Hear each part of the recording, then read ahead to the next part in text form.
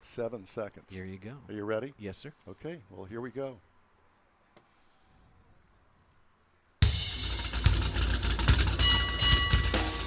From the Tailpipes and Tacos monthly cruise-in at the fabulous Lupi Tortilla Tex-Mex in Katy, Texas, this is the award-winning car talk show in real time.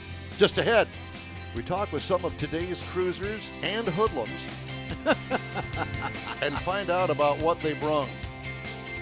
We'll also review our featured vehicle of the week, the completely redesigned 2021 Toyota Sienna. We got your weekly cruise-in calendar. Conrad has This Week in Auto History, and we'll have the stories making auto news headlines. That and more just ahead on today's In Wheel Time Car Show. Howdy, along with Mike Out of This World Mars, King Conrad DeLong. We need more Jeff Zekin. Yep. I'm Don Armstrong. Glad you could join us today. Oh, by the way, he's back. He's back. From the Upper Peninsula of the great state of Michigan with the finest governor in the entire planet. Whoa, whoa, whoa. Up there. Whoa, Mr. whoa. David Ainsley is making a guest appearance. David. We love you, David. Ainsley. Governor Nitwit or Witless? One of those. David, we missed you. Yeah. Did you miss me? I went to Mobile last week. You did. Yeah. Mr. Heitzman, thank you very much for filling in for me. We really appreciate it. He did a wonderful job. Outstanding. Despite your shenanigans that I kept getting on my cell phone, that you've left the studio and you're never going to speak to me again. I told him not to do it. And you were dancing for joy. And I just kept ignoring it. He's got to be kidding me. What Mars I- would have what called I- me. He was hoping he was kidding. Mars would have called me and said, "Well, Conrad's left. Apparently Conrad he's pretty has tough." left the building. They were going to send you that. I couldn't call you because I was over in the corner in a fetal position crying. You're laughing. Yeah, I'll bet. Well, at any rate, hey, it's a beautiful morning, and if you're just tuning in and wondering whether or not you're going to make it out to the Lupi Tortilla Mexican restaurant out here in Katy for the In Wheel Time show and this wonderful Tailpipes and Tacos gathering, well, today's the day. The 20% chance of rain is not until this afternoon. That's right. So it's beautiful, clear skies. It's a little bit humid, but bring your wipe-down towel. Come on out and enjoy the fun. We got some kind of Siberian thing, fog or Sahara, whatever. Well, that's called that's- dirt. Sahara dust. That's it. Well, don't worry about that. Just come on out and have a good time. So we start off our show a little bit. We do try to do it a little bit differently every week. It's because we don't know what we're doing, and it's not repeatable. No, it's not repeatable. But at any rate, we always try to have. Is he actually blowing the parking lot? Yes, he is. Yeah. Okay. Well, he's going to go away. Yeah. At any rate, so we start off with a guest, as we always do on this show. But today is a very special guest. He actually didn't even bring a car out here. No, he didn't. How did he get here?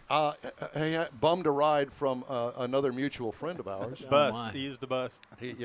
And this is a guy that was instrumental in my, racing career and everything automotive, because he helped get me that job that I've touted on this show at Richardson Chevrolet. So he's the one to blame. He is the one to blame. Now, don't kill him yet. Wait till he speaks, because we need a guest.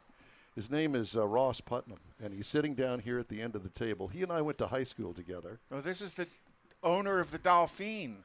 No, that's Puss Wilson. Okay. Oh. That's another friend.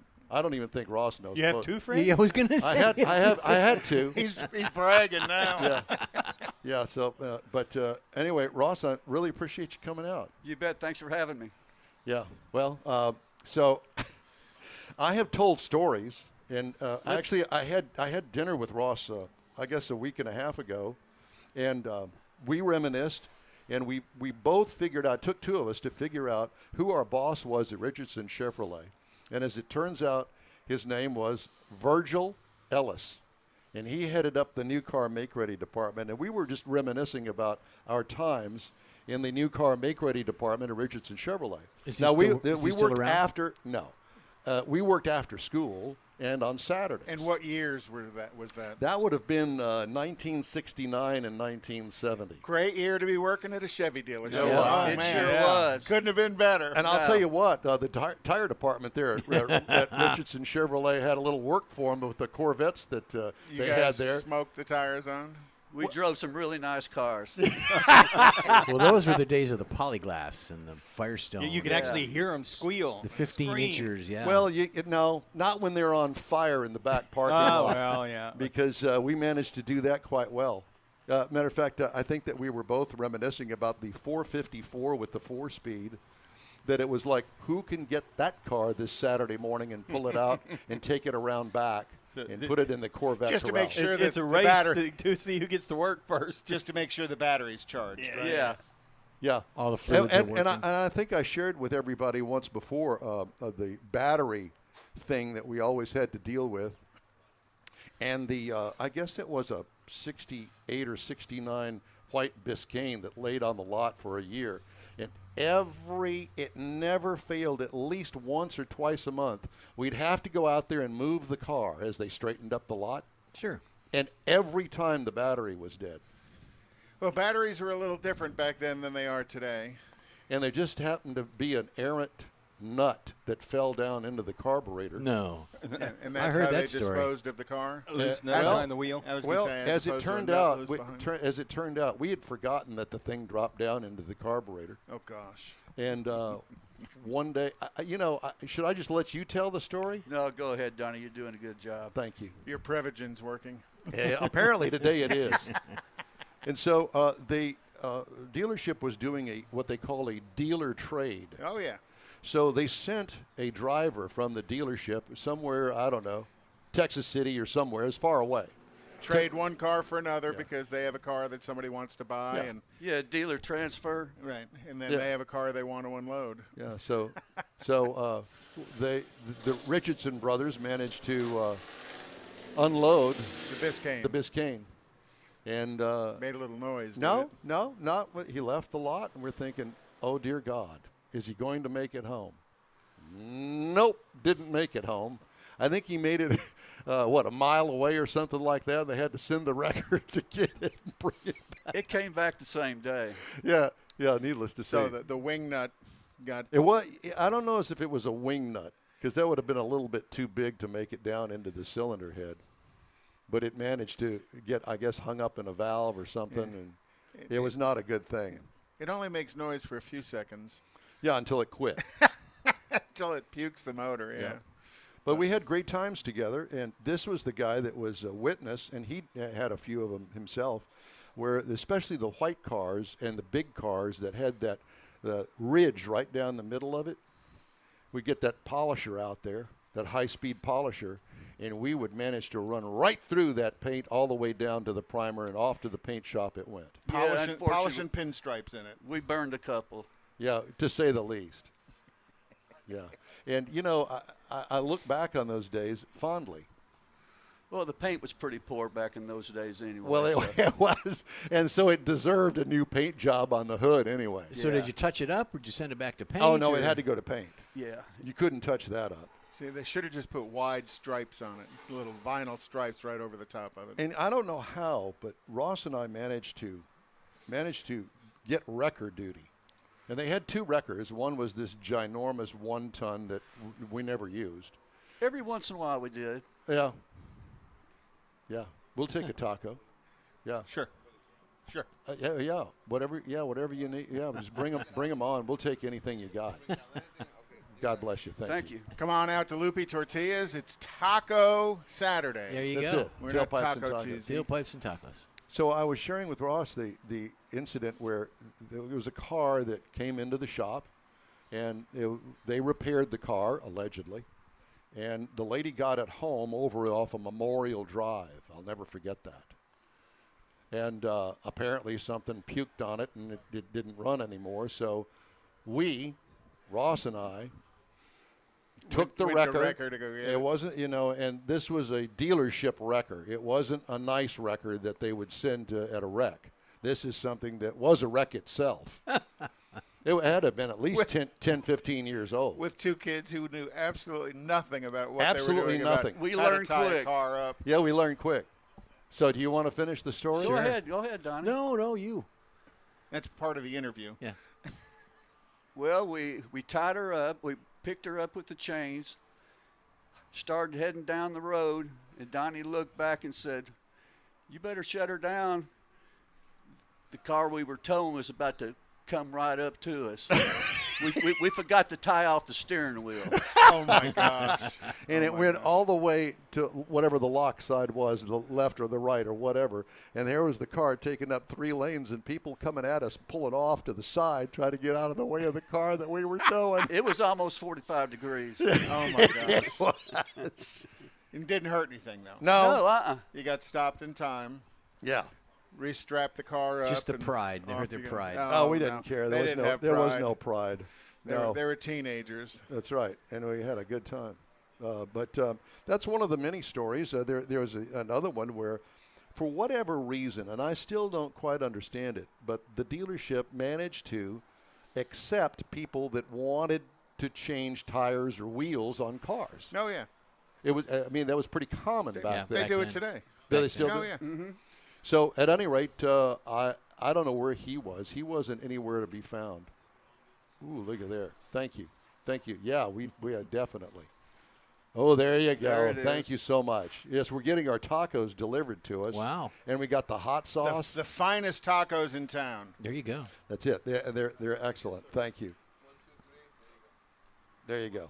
Thank you so much. Have you guys had this venue as a location before, or is it first time here? Oh no, we've been here since really the beginning of Tailpipes and Tacos. Oh yeah, we were here at the start. I guess that's been at least a year, right? That's good. Thank you. At any rate, Well, I'd never heard about it until you mentioned it to me the other evening. Oh, it's I hear about cars and coffee and things Thank you like very that, much. but I never heard about this. Go ahead. yeah. It started in 18. no, last year. It started last year. Last year was 20, I believe. Yeah, but it started before that because we had Shirley Muldowney was here in 19. She Okay. wasn't here last year. All right. So Okay. yeah. So whatever. We come out here once a month. And Third Saturday. Get Yeah. a chance to see some of Houston's finest cars, and it's generally a pretty good Turnout. range Mix. of cars.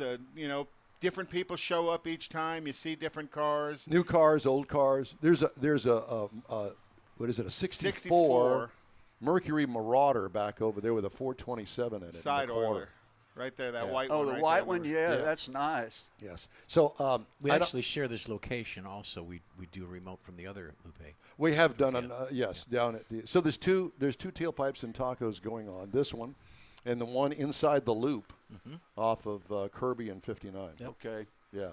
And I don't remember the story that I was trying to tell when I got interrupted with tacos. Well, there's many. There are many. But whatever the case may be, I don't want to hog the airwaves. So See a nice yellow and white 55 out there. that's yes, Biff's. that's Biff's car.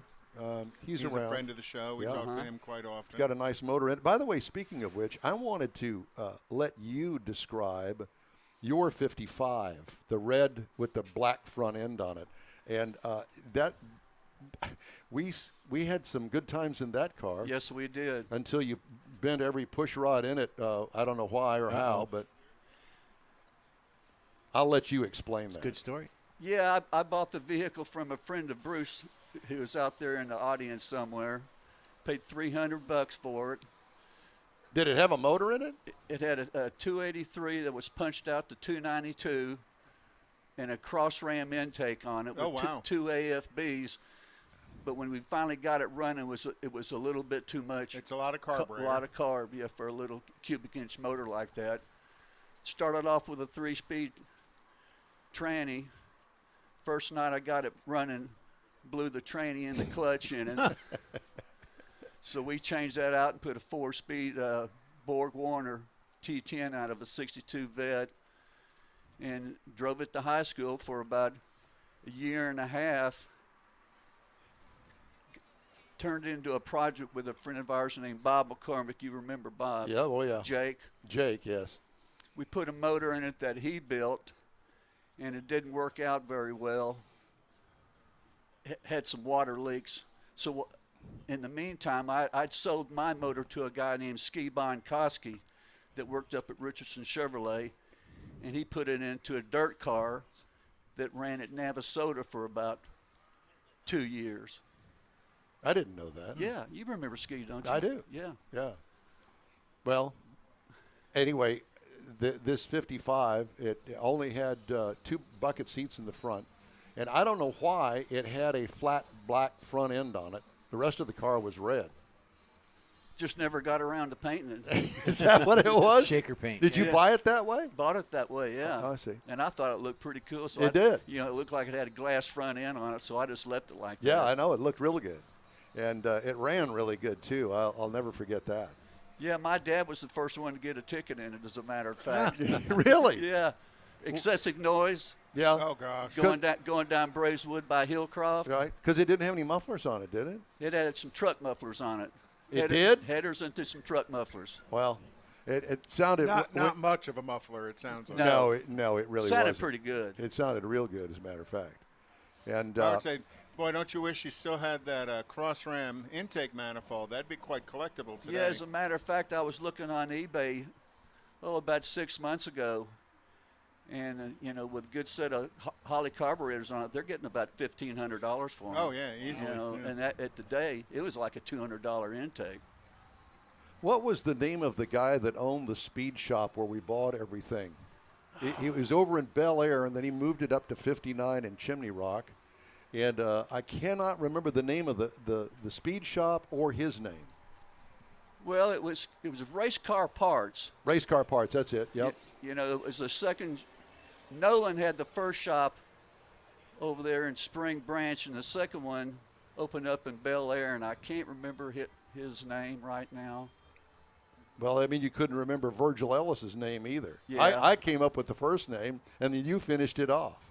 That's all it took was Virgil, and I knew right then and there who it was. Yeah, that was the His nickname was Pee Wee. Remember? Pee Wee. Yeah, Oh, I don't remember his that's first name. That's a fun nickname. Yeah. Pee Wee. And it wasn't a small guy or anything like that. That's probably why you called him that.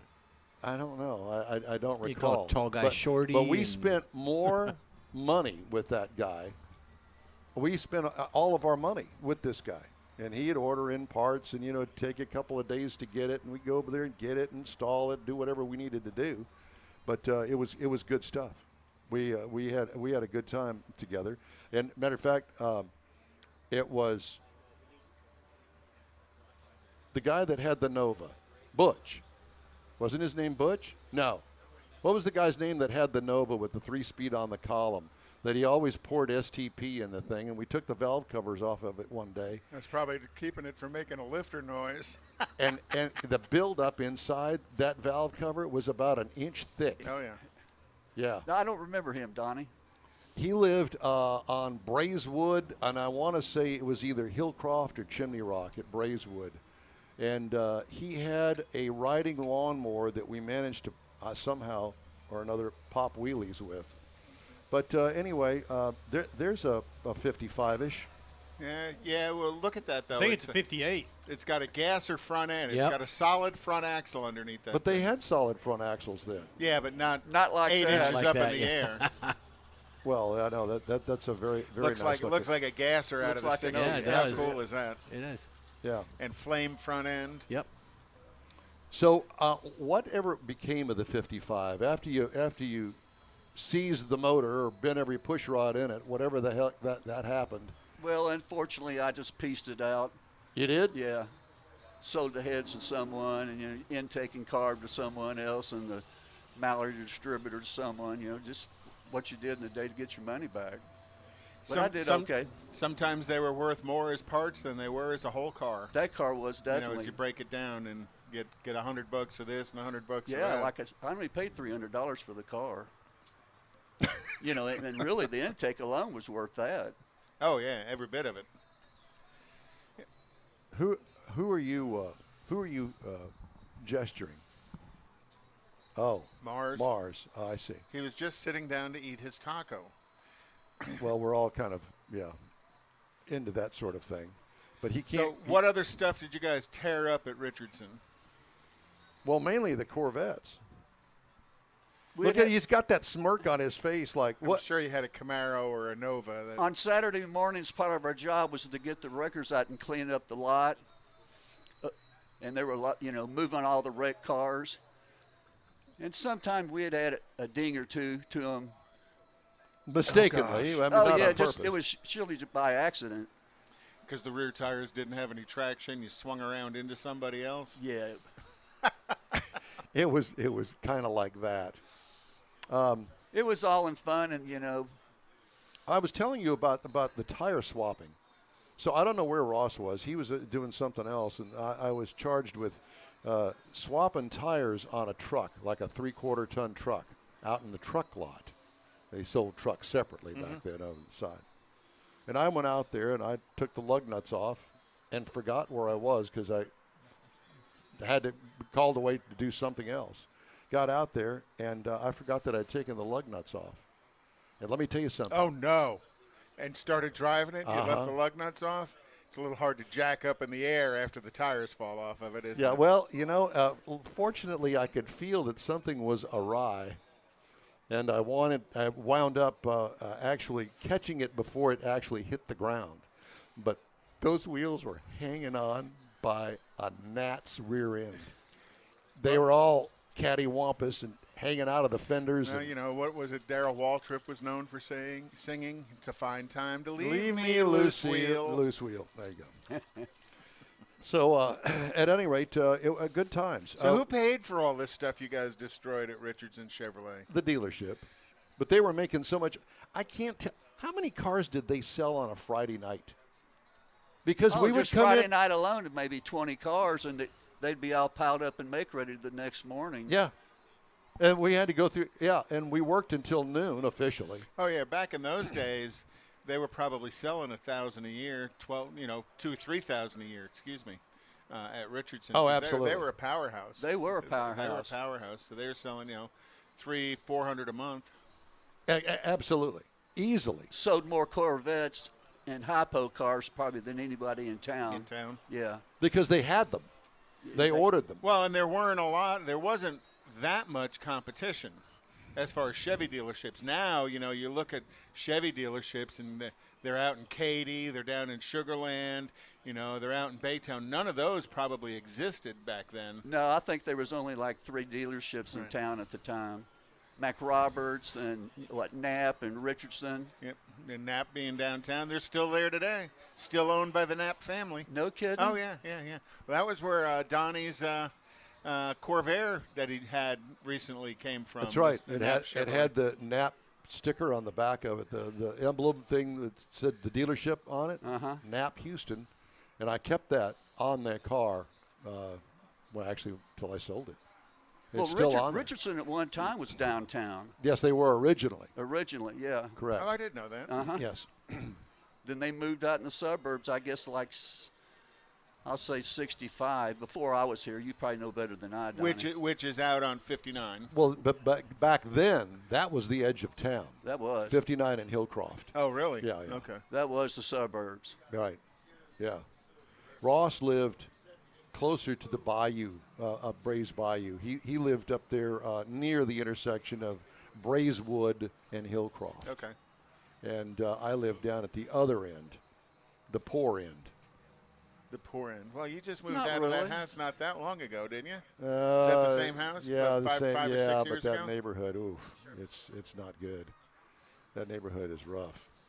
But at any rate, so I noticed that your partner here that you brought you today, that he's wandered off, and we haven't seen hide and a hair of him.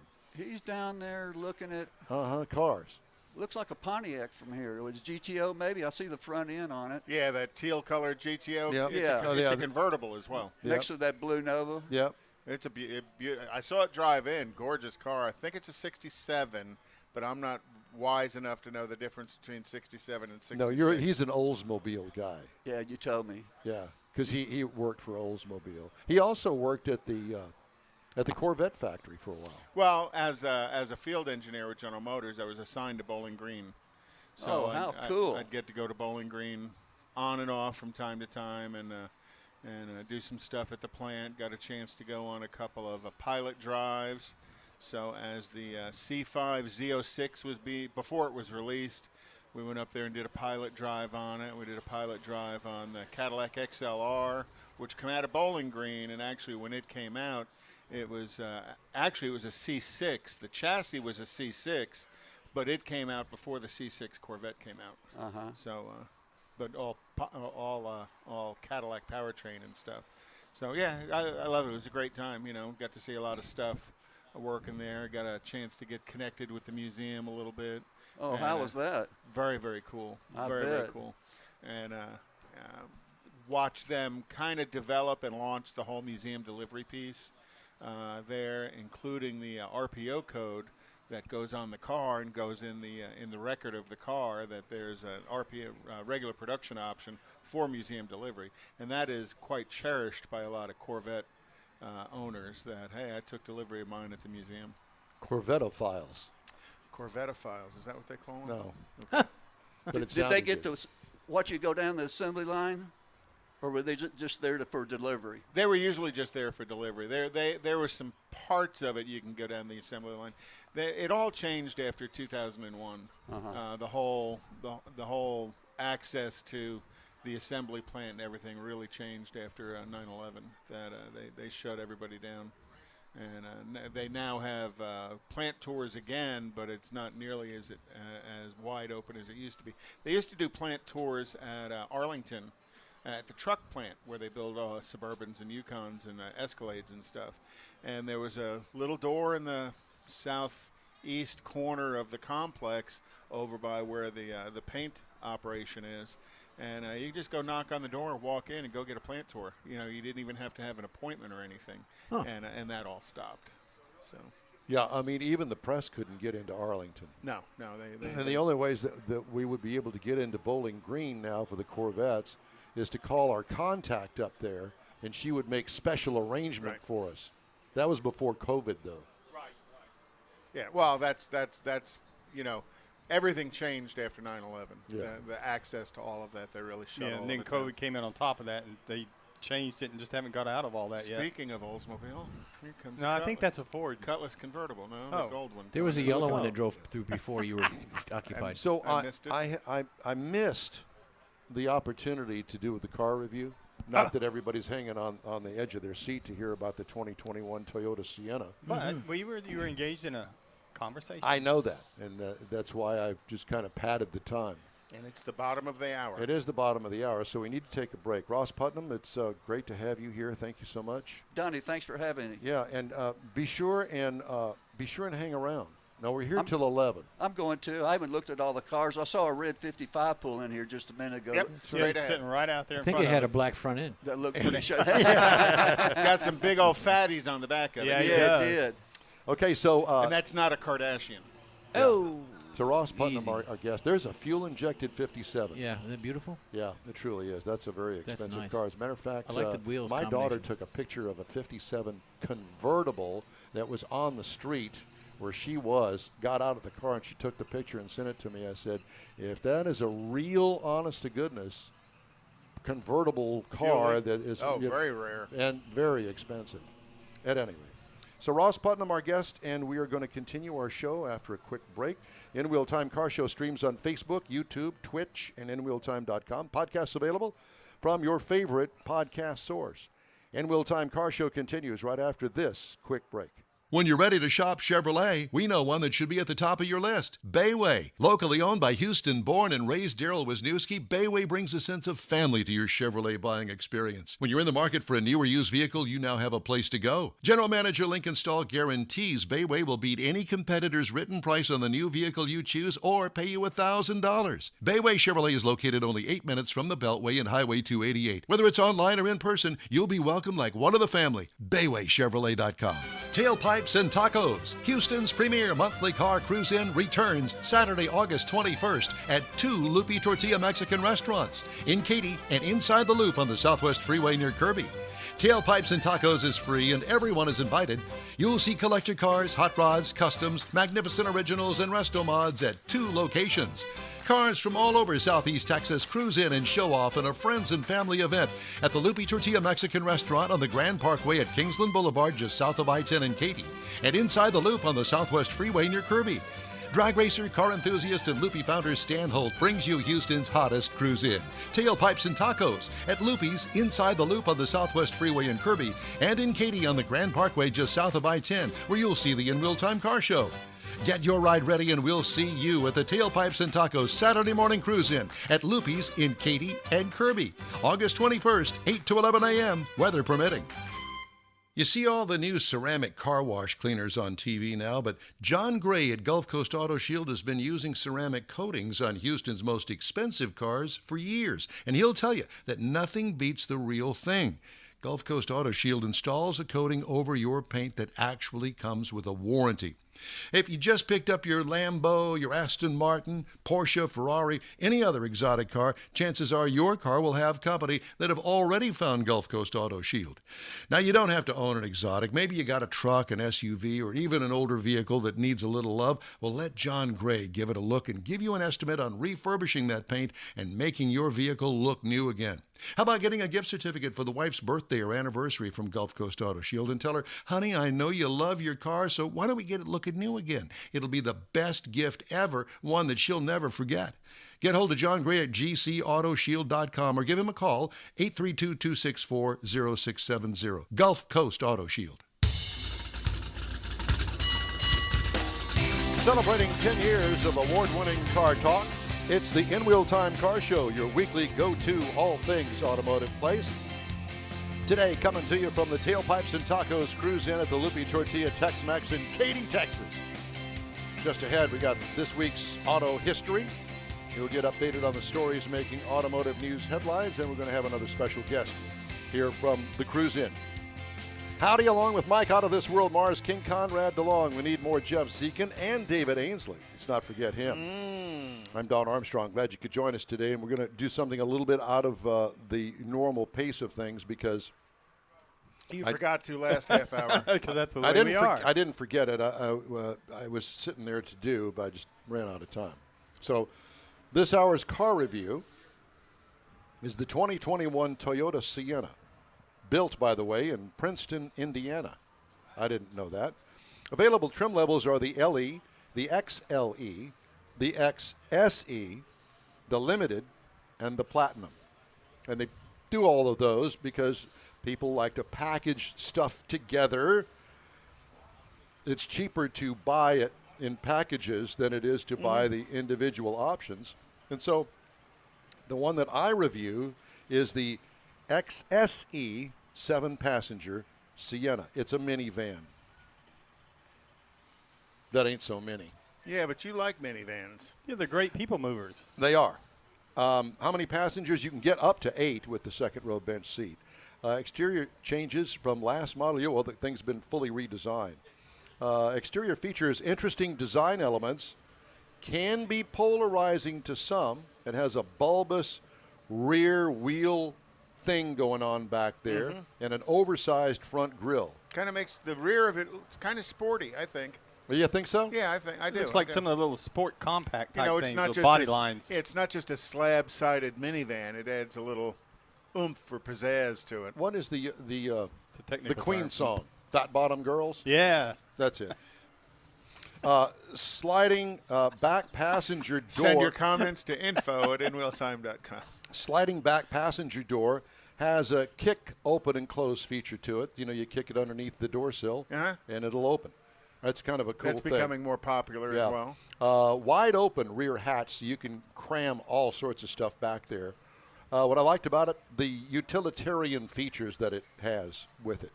What could use improvement? I got a question mark here. I don't know what it could use improvement. I don't know. I'm not the minivan expert, but I can tell you that it's got a lot of stuff on it. And it has an unbelievably loyal following. It does. Me. Oh, yeah. Right here. If you have Love it. especially younger kids and you haul them around to soccer practice, whatever it is, this is your car. Interior highlights, clean, uncluttered dash, nice color combos available in the interior, dual armrests with the center console with the storage well between the armrests. You have to see it to understand it, but at any rate. Folding middle jump seat on the second row with the captain's chairs. Cargo trunk room, big. Has massive storage well right behind, well, what would be the third row if you have the third row up. If you want to fold down the seats, those seats in the back fold into the storage well. Nice. What I liked about it, the open storage under the front center console. You know, that was a thing that Lexus had. They kind of invented it many, many years ago. And it's great for women's purses, but this thing is massive. You could put a suitcase underneath it. Sweet. Yeah, it is. What could use improvement? A stow-and-go system for the second and third row seats, but guess what? That's not going to happen because everything's going to go all electric, and guess where the batteries go? Down there. Yeah. Right. Yeah. Engine, all trims of the Sienna have the hybrid powertrain with Synergy drive. with two electric motors on the front wheels. Turns out 243 horsepower, and it also has a 2.5-liter inline four-cylinder engine. CVT transmission. It can tow up to 3,500 pounds. Miles per gallon, well, it's rated 36 across the board, city, highway, and combination. Wow. I got 34.1 over 361.8 miles, and not that I was a hot foot on it. It wasn't And that's pretty awesome considering the size of the vehicle and its purpose. and it feels heavy. You can tell that there's batteries in it. Ride and handling, smooth and comfortable. What could use improvement? Like I said, it feels heavy. But it's going to.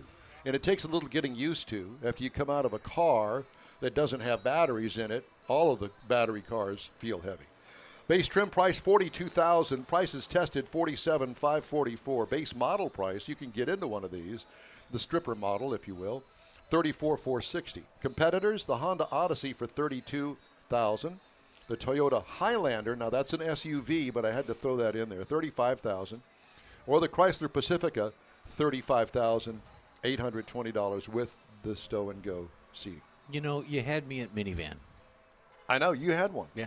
Yeah, for a lot of years, right? Yeah. With the kids. Well, no, not travel vacations. And we'll talk about that later during We my had review. one, and we got it basically if the kids were grown. I mean, we rented one a couple of times on vacation. Yeah, that's what we did. But when we were doing the freelance work, it was great to have all the camera gear in the back. You could put plenty of room. You know, it was great. I just like them. For some Yeah. reason, they work for me. They drive great. If you wanted to rent a car and go on a road trip, Yep. if you're one of those kind of people, instead of putting the miles on your own personal car, that would be the thing to have. And As a they are, minivan. and you can find those at rental agencies as well. Yes, you can. Well, today they're going to be about $200 a day because rental agencies are It so depends expensive. on where you rent it from. If That's you rent true. it at the airport, it's going to cost you more than it does Oh, yeah. on a satellite lot. You might as well buy one. Well, yeah, Well, Not quite that bad, but yeah. I was surprised. Angie rented a car last week at the Phoenix airport, and she got a Dodge Journey, Nice. $33 a day, Wow. which blew me away Right. because about 2 weeks before that, I paid $180 a day for a Kia Sedona, no, little Kia SUV. The Sorrento. A Sorrento, yeah, for $180 a day. I was like, "Hey," but that was Yikes. Oklahoma City. Yep. And they had Well, no there you go. cars, yeah. They saw you coming. But still, the Sienna's got just a rabidly loyal family of customers that just buy it over and over and over again. So When we get to mine, we'll talk about that. Mine's very cool. All right, Mr. Mars, your turn. You know, we watched that. They're very popular. We watched the C10 roll in earlier, and I think he's the only one here today. But so joining us now is John Bierman, and that is his 70 Oh, model. my God, no relationship to Craig Bierman, I didn't ask. hope. I was. He doesn't have a microphone. Oh, my. Try that again. Say that. Not that I know of. Okay. well, good for you. That's good. Yeah. That's a good thing. So you're not really weird. You just might be slightly weird. Well, you know, it took me a while to meet Craig. Okay. Do you know Craig? Yes. So you have met. Yeah, I have met him and his son Rob. Yep. And he's actually done a couple pieces on my truck. The And- best chrome in town. The best chrome in the country. I'm sorry, but Well, yeah, that's what they say. Yeah. You know, and but he did a great job, and actually, even though I'm not related, I got just a little break. So Did you? A name break. That's name right. break. Exactly. Just someplace back down the line, there's bound to be a tie. Somewhere. Family So what tie. year is that C10? Well, it's a 70. It's a 70 model C10. Yep. It's been in the family for 24 years. Oh, wow. It was my son's first vehicle. It was a bucket of rust and bolts when he drove it. Wow. We did not know what we were buying when we bought it, which is typical. You know, about a year and a half in, we realized that it had some major issues. So I told him I'd keep it running for him through high school. Which Now, were you a car guy before this? Yes. Actually, my brother's been a mechanic all his life, my older brother, and my first job was working at Hilo number 40 for Bruce Burroughs back in 1975. Where was Where was number it? Yeah. 40? It was on 149, just north of Highway 1960. Okay. Yeah, the building's no longer there. It was taken over by the freeway. Right. So yeah, I've been around cars all my life, and started out handing wrenches and stuff to my brother, but Sure. I love wrenching on it. So my son drove it for about 3.5 years, and then I traded him a vehicle for it, and I drove it sparingly for about a year, and then stuck it in the garage, and it sat in the garage for 11 years Without moving. without moving. Well, I'd pull it out and wash it and push it back in. Gotcha. But when Does it have the original motor in it? No, it was originally a straight 6, and the individual that we brought it from had put a 305 and a turbo 350 behind it. Oh, nice. Okay. But the 305 was just Anemic. worn out. Yeah. I mean, and it took about 3 months, and my son grenaded the transmission Oh, boy. as a 16-year-old would With do. a 305. Exactly. So That's hard to do. yeah. So I pulled the motor and the transmission out and told him he had to work all summer. He had to give me $350 for a rebuilt transmission. That was cheap. Yeah, back then. So Be glad he didn't blow up a 400. He'd had to give you $400. instead of $350. Exactly. So he did, but what I didn't tell him was when I got the rebuilt transmission, I ordered a brand new GM 350 crate motor, just a stock 258 horse. I didn't want him to have any horsepower. About $1,500. Back then, with shipping, it was about $1,400. Yeah. And put that in, and it had originally, drum brakes all the way around, 6-lug. I swapped out the disc brakes from 72, put power steering on it, ended up using drop shocks and springs on it, and he drove it through high school like that. Didn't have any air conditioning, and that was the High school kids don't care about that. well, not really, but after he graduated, he came to me and he said, I got to get rid of the truck. And I said, well, you're not allowed to do that. I said, what's the problem? He said, well, it doesn't have air conditioning. It smells like gasoline because the tank was still behind the seat. Right. And he said, I can't get girls to go out with me. I said, okay, well, we got to fix for that. So the vehicle I traded him was an 88 BMW 325 two-door. Yeah, hello. Yeah, Blaupunkt stereo, air conditioning. Quite an upgrade for Yeah, him. quite an upgrade. And that vehicle actually ended up saving his life. He was in a really bad accident about a year later, and he made it through, no problem. Because of the structure of the Right, vehicle right. versus Yeah, the truck, which right. would have been Yeah, substantially catastrophic. Yeah. So anyway, I pulled it out in 14, threw a new intake and carb on it, replaced the fluids, put a new battery in it, and it cranked right up. When he was driving it, the speedometer wasn't operational, so I don't know exactly how many miles he put on the truck, but I figure he couldn't have put more than 6,000 or 7,000 miles on that motor Right. when he had it, and it cranked right up and ran. And so in early 15, I started tearing it down and took it all the way down to the frame myself. I had all the metal work done and the customization done before I even went out to paint and body. That cab, though, is a 67 small window cab. It turned out our cab was just so totally rotted that it was Not worth saving. Yeah, you couldn't bring it back. Right. And I was able to find this cab and Cab pretty much bolt right on. oh yeah, 67 to 72, they'll all bolt right on. So anyway, got all my metal work done. Guy is just fantastic, and I got to give him a shout out. Is Jose Martinez, Joe Knows Metalworks in Tomball, Texas. He is a metal master.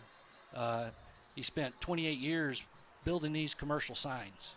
Okay. Commercial signage is incredible because there's no filler on those signs. Those welds and that metalwork is got to be perfect because it's got to sit up there for Years. Decades. 20, yeah. 30, Yep. 40 years. But that's all he does is metalwork. He doesn't do paint. He doesn't do body. And So he does the metal and passes it on to somebody who does the paint Well, work. I found him, got him to do all my metal work, and then I searched out my paint and body. And Well, the truck's gorgeous. Everybody, Thank you. It turned everybody's head when you drove in. well, it's got a lot of custom touches. I wanted something that looked classic but had a lot of Pizzazz. different stuff on Yep. it. Of course, when I was trying to pick out a color, I wanted Chevy red, like the 55 and the Camaro over there. Pull me over red. Right, exactly. And my wife said, no, you can't do that. Every Chevy truck's red. And so that color is actually Kindigit Cool Clay. Because it's a gray, but there's no metallic. That's correct. Or at least from where I was looking, it didn't look like there was any flake in it. There's no flake in it whatsoever. However, it doesn't blend. So when you have an issue, you got the whole panel. Oh my gosh! Yeah. Yeah. Because I did have an issue doing the build and had to have the whole left rear fender repainted. So did you buy it from Kindigit? I actually saw they did a 55 two-door post in these colors before the show went into production.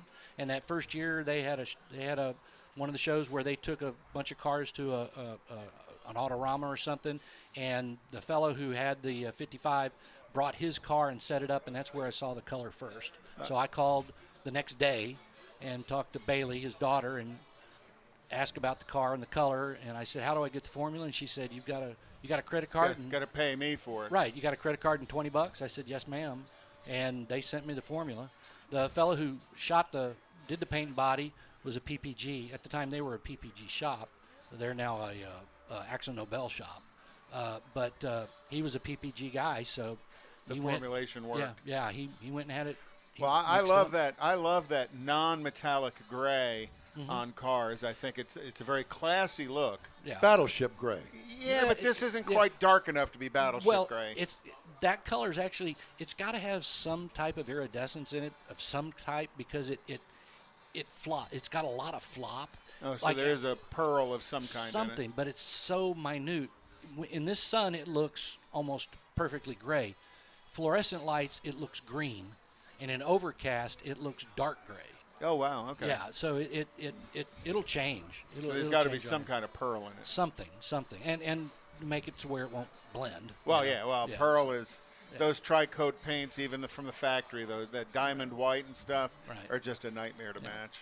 And so I did all the work on the truck except for the metal work, the body work, and the paint. I took it all the way down to the frame, brought it all the way back up. It's got a fully adjustable dual coil override suspension. Wow. Front and rear sway bars. Chevy truck differential. Yeah. A 308 rear end because I knew I was going to highwayable. Well, I knew I was going to be putting a 350 turbo back in it. When you start a build, you never know.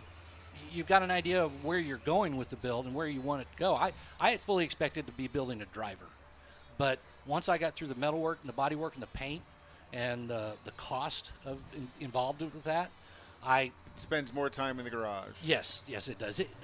The truck's name's Leroy, after my dad. Leroy. And it's never been driven on wet roads and it's never been driven in rain. Wow. I know it's crazy, but I actually this morning I came over here. I rinsed it off. I was up at. So it has gotten wet. No. Yes, it has gotten wet. The paint. It came out of paint in October of 16. Okay. So it's been out of paint for about 5 years. About a little close to 5 years. But I actually. I'm not embarrassed to say this. I actually wash it and rinse it with filtered water. I've got a water filter in my garage, and I bucket it up, and I wash it down and rinse it with filtered water and microfiber and monster towels. If they had an insane asylum still in Houston, Texas, you might have just gotten out. Yeah. He'd be in the anal retentive ward. Yeah. Hey, look, it is what it is. But so hold on a minute. I need to know more about this. Is it filtered water from your house? Yes. Yeah, I mean, you order it in off the Ozarka truck or something? No, there's a whole story that goes along with that. When my dad retired, he wanted something to do, and he invested in this little company where for $10,000 you got these water filters that you could put into apartment complex laundry rooms. And it's just a piece of PVC with a filter system in it and a coin changer. And the person goes in there, puts a quarter in, and they get a gallon of filtered water to drink. Okay. Well, when he passed away, he had like 23 of these things in a storage bin, and we had no idea he had 7 of them installed. We had no idea where they were. He never told us what apartment complexes they were in. So anyway, I got the water filters out of the storage stall and gave them to friends and sold off a couple for $50, $100, and I kept one. And so that's what's in my garage. So, and I've, switched it over to where I don't have to put money in it. So A bucket at a time? Yeah, bucket at a it time. takes the metal and the calcium out of the water. Right, it's a dual filter. It's a carbon filter and a particulate filter. Yeah. So when you wash your car, Well, it doesn't leave the I'm white coming stains. to your in it. house to wash my car. He's got a black car. He needs Oh, yeah. he needs filtered Yeah. water. Yeah, and I do a Because Don has no filter. Yeah, and I do a panel at a time. I do the hood, I do the top, then I do the hood, then fenders, and Oh, doors. Don will be over there and just let you wash his car for him. Absolutely. I'm not sure Don could afford me though. Well, there's that. Yeah. Yeah. But so when I did the build, I wanted something different. It's got one-piece side windows, no vent windows on the side. They're out of one-piece products out of California. The rear flush fit glass is from one-piece products as well. It's got there are no side mirrors. It's got the small window, and I can tell you, backing the thing up is horrible. Have you And thought about nerve-wracking. throwing some cameras on it? No. 'Cause they make some pretty hideaway camera systems now that actually just reflect in the rearview mirror. And you can kind of put them in like the tail light area, and nobody really notices them. No, the only problem I have really is backing it in the garage because I've got single doors. Oh yeah. But I've learned how to do that. You have mirror scrapers. Well, I don't have mirrors. So, but the tailgate's all been smooth. There's no chains back there. Hidden latches. The fuel tank's been moved from the cab to the back. The fuel filler is in the left rear side marker. It's got a hinge. You swing it out. Oh, how Did you cool do is all that? that work yourself? Well, the fuel filler, I actually a fella actually in Cyprus came up with that on the 67-72 Chevy truck forum about 13 years ago. Oh, what a great idea that is! Yeah. Because Yeah. it takes that door Exactly. or fill cap Right, off the fender. and gets the gas out of the cab. Yeah. But yeah, I just had to have my guy, had to have the little tabs welded on the inside, and so I mean it wasn't everything on that truck is custom to a point, but I never seem to do things the way the instructions tell me to. I mean. But that's the fun of it. Yeah, That's what makes the exactly. car unique. Right. Yeah. Right. It's got vintage air, and it's also got Trick Manufacturing Altman door latches. The door latches you've seen on hot rods for years. The thing about those types of trucks is if you see one, try to close the door. I mean, you've got to slam it. Yeah. But with those Trick Altman latches, you just and click and it closes. Nice. Because it was a truck. It wasn't supposed to be some exactly. fancy show car. Yeah. If you were to sell that truck today, what would you ask for it? You ever thought about that? No. Do you have it insured? Yes. Yeah. Haggerty? No, actually Grundy. Grundy? Yeah. And so you have a declared value of the car? Yeah. And now that was done in the spring of 17. I need to have it. I need to have it Upgraded, reappraised. right. Yeah. But Have you ever brought it out to Lone Star Throwdown up in Conroe? actually, in 2020, Leroy took top 50 I was out of Lone gonna Star say, Throwdown. Looking at the truck and hearing all the upgrades you've done to it, that's definitely a worthy top 50 truck at Lone Star Throwdown. I went. There's a C10 show up in Waxahachie every year called Big. C10s in the Park. Big show. I actually, excuse me, back up. I took top 100 at Lone Star Throwdown. I took top 50 at C10s in the Park. Moving up, huh? Well, you'd think so, but it's all subjective. I was at C10 Nationals at the Texas Motor Speedway in May, and lots of trucks, and the judges were very, very, very, very tough. And much more so than I Expected. But they came by Friday and judged Friday morning, came back Friday afternoon and judged again, and then came back Saturday morning. And one of the judges was very, very nice, and he actually pulled me aside after they were done and said, "Look, you got a very nice truck. There are some things you need to address, and here are a couple things that you Lucky could, you that yeah. you found a judge to do that. Oh yeah, yeah. Because a lot of times they don't tell Yeah, you. exactly, And exactly. then it's you wonder why. And Right, right. But there were so many beautiful trucks up there. It was just unbelievable. Well, And because of COVID, I mean, everybody's been shut in, and that's what happened at Lone Star Throwdown this year. The quality of vehicles at Lone Star Throwdown was just phenomenal. Now, that's a totally different type of show. Right. I mean, because it's everything. It's high, drop, low, lock, yeah. And so, but yeah, so I've got a laundry list of things I need to get accomplished.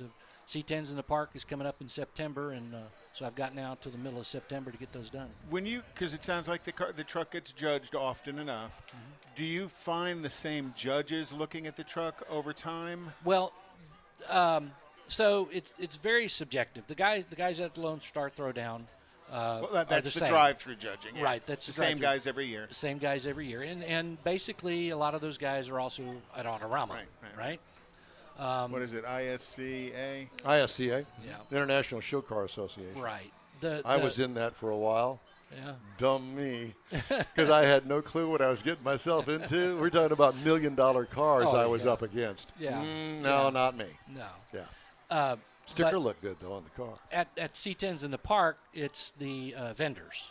Oh, okay. So I mean, So if you use their part, you're probably going to get a little better Well- score from them. well, I can say that You think? I have American Racing Torque Thrust 2s on my car, Yeah. on my truck, and American Racing was doing the judging that year. But not all. Brilliant. But not all. I didn't know that. I know you planned that ahead of Yeah. time. But not all of the vehicles did that. I mean, and I've talked to the guy a couple of times since, because I see him at other shows and everything. Now the judging at C10 Nationals was good guys level. These Okay. guys, That's you good. know, I mean, these guys. Critical eye, but Oh, critical yeah. of everything. Yes. They're Yes. looking at that transition spot of fender to under hood and looking for that variation in the paint, because they have that kind of an eye of So what they're looking at. where was the good guys held at? It was at Texas Motor Speedway. It was May 14, 15. Yeah, something like that. Hey, man, thanks so much for stopping by. Really thank appreciate you Beautiful very much. truck. Oh, Beautiful thank you. truck. It really is. All right, time now for a quick break here on the In Wheel Time Show. We'll be right back. Whether you own a newer car or want to keep your older one humming along for a while longer, think of Bayway Chrysler Dodge Jeep Ram, Bayway Chevy, and Bayway Lincoln to keep things in tip-top shape. From oil changes to major repairs, you can depend on the highly skilled service pros at Bayway Chrysler Dodge Jeep Ram, Bayway Chevrolet, and Bayway Lincoln to perform fast, efficient service to keep your investment running strong. For all your service needs, remember Bayway. Schedule your next appointment online anytime. Bayway, keeping it original. Tailpipes and Tacos, Houston's premier monthly car cruise-in, returns Saturday, August 21st at 2 Lupi Tortilla Mexican restaurants in Katy and inside the Loop on the Southwest Freeway near Kirby. Tailpipes and Tacos is free and everyone is invited. You'll see collector cars, hot rods, customs, magnificent originals, and resto mods at 2 locations.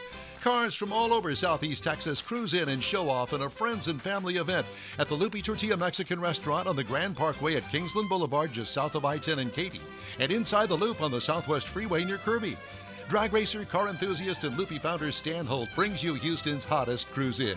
Tailpipes and Tacos at Lupi's inside the Loop on the Southwest Freeway in Kirby, and in Katy on the Grand Parkway just south of I-10, where you'll see the In Wheel Time Car Show. Get your ride ready and we'll see you at the Tailpipes and Tacos Saturday morning cruise-in at Lupi's in Katy and Kirby, August 21st, 8 to 11 a.m., weather permitting.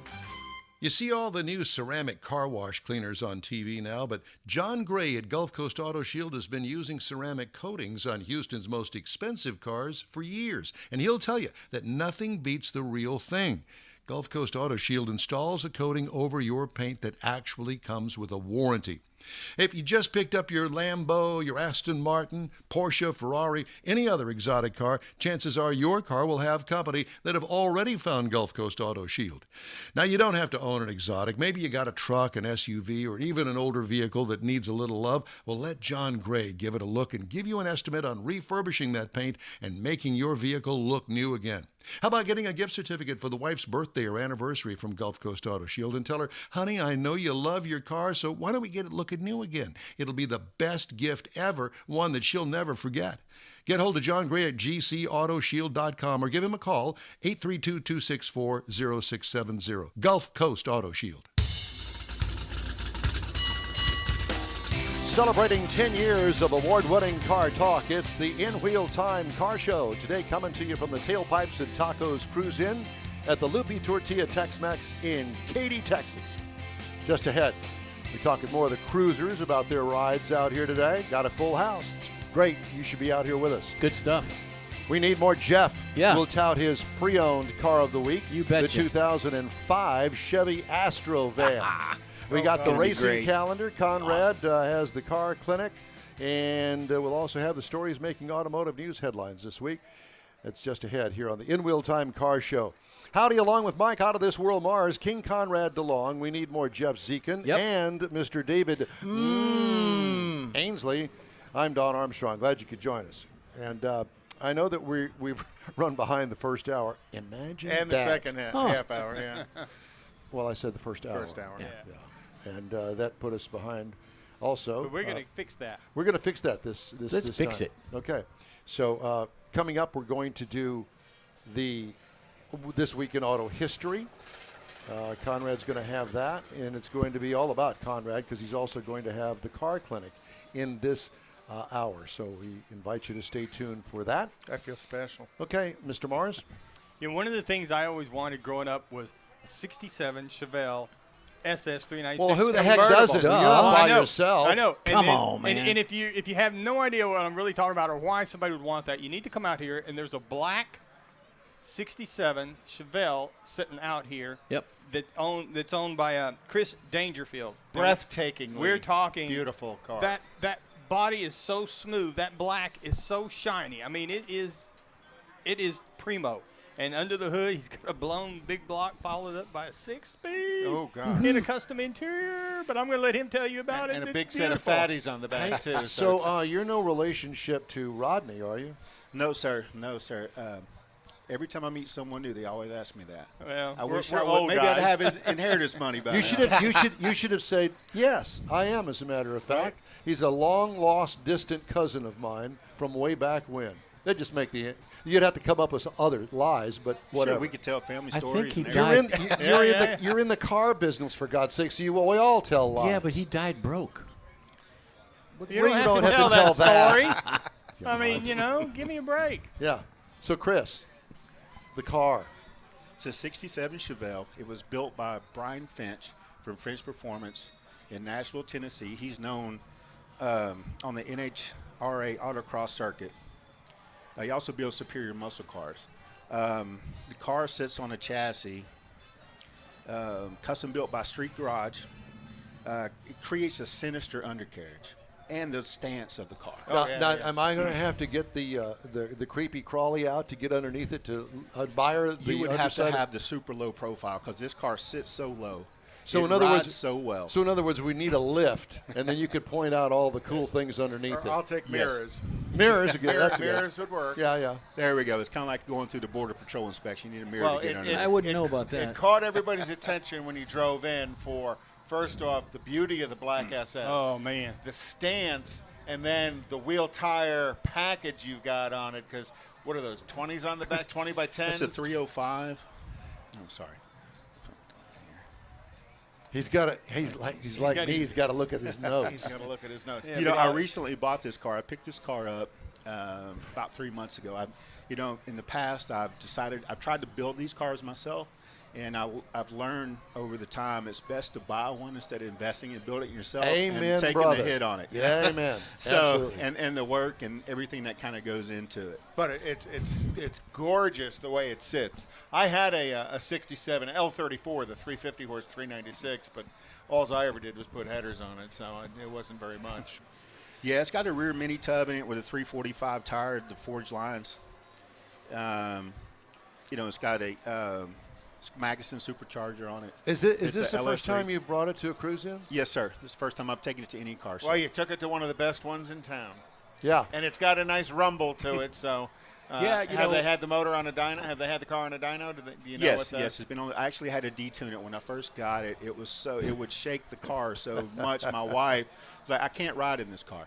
So I actually took it to someone. They tuned it for me. They detuned the car. So it's right now it's making almost 700 horsepower. Oh, my! But it's Whoa. very Detuned. streetable. Detuned. So the wife could drive it. Yeah, exactly. Oh, ride in She's great. She can drive a stick too. So Okay. that's one of the first things. That's luckily, dangerous. first car I ever drove, my dad put me behind a 5-speed transmission and learned to drive that.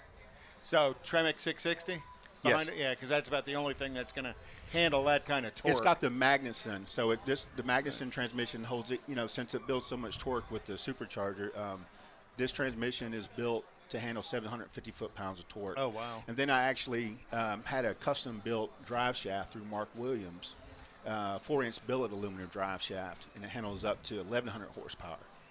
It's got a 9-inch Ford in 355, 9-inch Ford. It's a solid drive shaft. Yeah. Wow. 355 gear. Yeah. So, and it's got C5 front A-arms, spindles. Oh, wow. Ride Tech adjustable coilovers. It's got a ram disc clutch. And whose brakes? adjustable 4-links. Yeah, it's got the Corvette. It's got the Corvette brakes on Okay. it, 4-wheel disc brake. And with the Wheelwood brake Calipers. master cylinder. Yeah. The hydraulic master cylinder? Yes, sir. Okay, No well, booster, yeah. it's just- You'd have to have the hydraulic master cylinder because with the boost, it's not going to create Sure, enough vacuum. no vacuum, yeah. Well, how cool is that? Beautiful, beautiful car.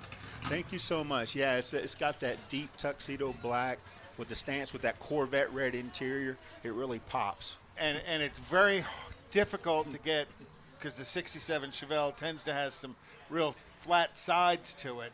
It's very difficult to get a flat-sided black car to look as gorgeous as yours Well, it's does. got to be straight. I mean, it's got to be It's spot really on. gotta be. And I have to tell you that, so Mr. Mars called me yesterday and said, listen, we're going to try something different. I'm going to have a camera, and we're going to take it out there in the parking lot, and we're going to show boy. these cars because Oh, we'd boy. had suggestions that, hey, you guys are talking about the car. Why don't you show us the Exactly. car? So Mr. Mars put in the effort. I don't know how much of an effort, but he put in together a contraption to do this. Yes. No, And- not and- necessarily a contraption. He's got other means of getting the product and the out. problem is that, according to Mars, it's a bad cable. Are you the bad cable, Jeff yeah, Zekin? I'm the Well, cable. it worked earlier. We tested it even with David. And then it worked. after he taped it all down and broke the cable, it doesn't work anymore. No, the cable I think was on its way out. So and it point just finished up. the car. Where is the car? Back in the corner over yonder. I can almost get there Over with by the, where with the that backup. 427 Oh, I see it, yeah. Marauder is. Yeah, if you're yeah. looking at the shot on screen right now on the show, it's to the far Yeah. right. Yeah, look Of the over the. shop. It's kind of over the top of the red 55. Over there. Right. Yeah. Okay. But you can't see it. Okay. We can get to that far. But All we right. can't So I get didn't mean that to far. interrupt, but I just thought this is Yeah, an opportunity you're dropping to a dime on me. It's He's not calling Mike's me out fault. here. Some calling him out is what I'm doing. pesky cables. Exactly. Yeah, those darn cables. Yeah, they'll get you every time. So, what are your plans with the car? Just because you're driving it, it's not a trailer queen. Right. It's a daily driver. It's fun to drive. I plan on driving it for a while. And then, You drive it every day? No, I do not. I do not. I drive it on, days like today. Especially, I love to drive it, March and April when it's Cooler out. 75. It's not as Yeah, hot. yeah. You got AC? It does have a vintage AC in it, Okay. unit, but I like to ride with the windows down. Well, who doesn't? And listen to that 700 Get horsepower. that 55 mile an hour air conditioning, Detuned 700. Yeah, you hear that blower whine. Hear the blower going and that kind of stuff. So it kind of blows cool air on you. But my girls especially, they love to ride in it. How old Give are them the that old girls? muscle car feeling. I've got a 12 and a 10-year-old. Oh, absolutely. Perfect Yeah, age. so Lucky you. they're excited to ride in it.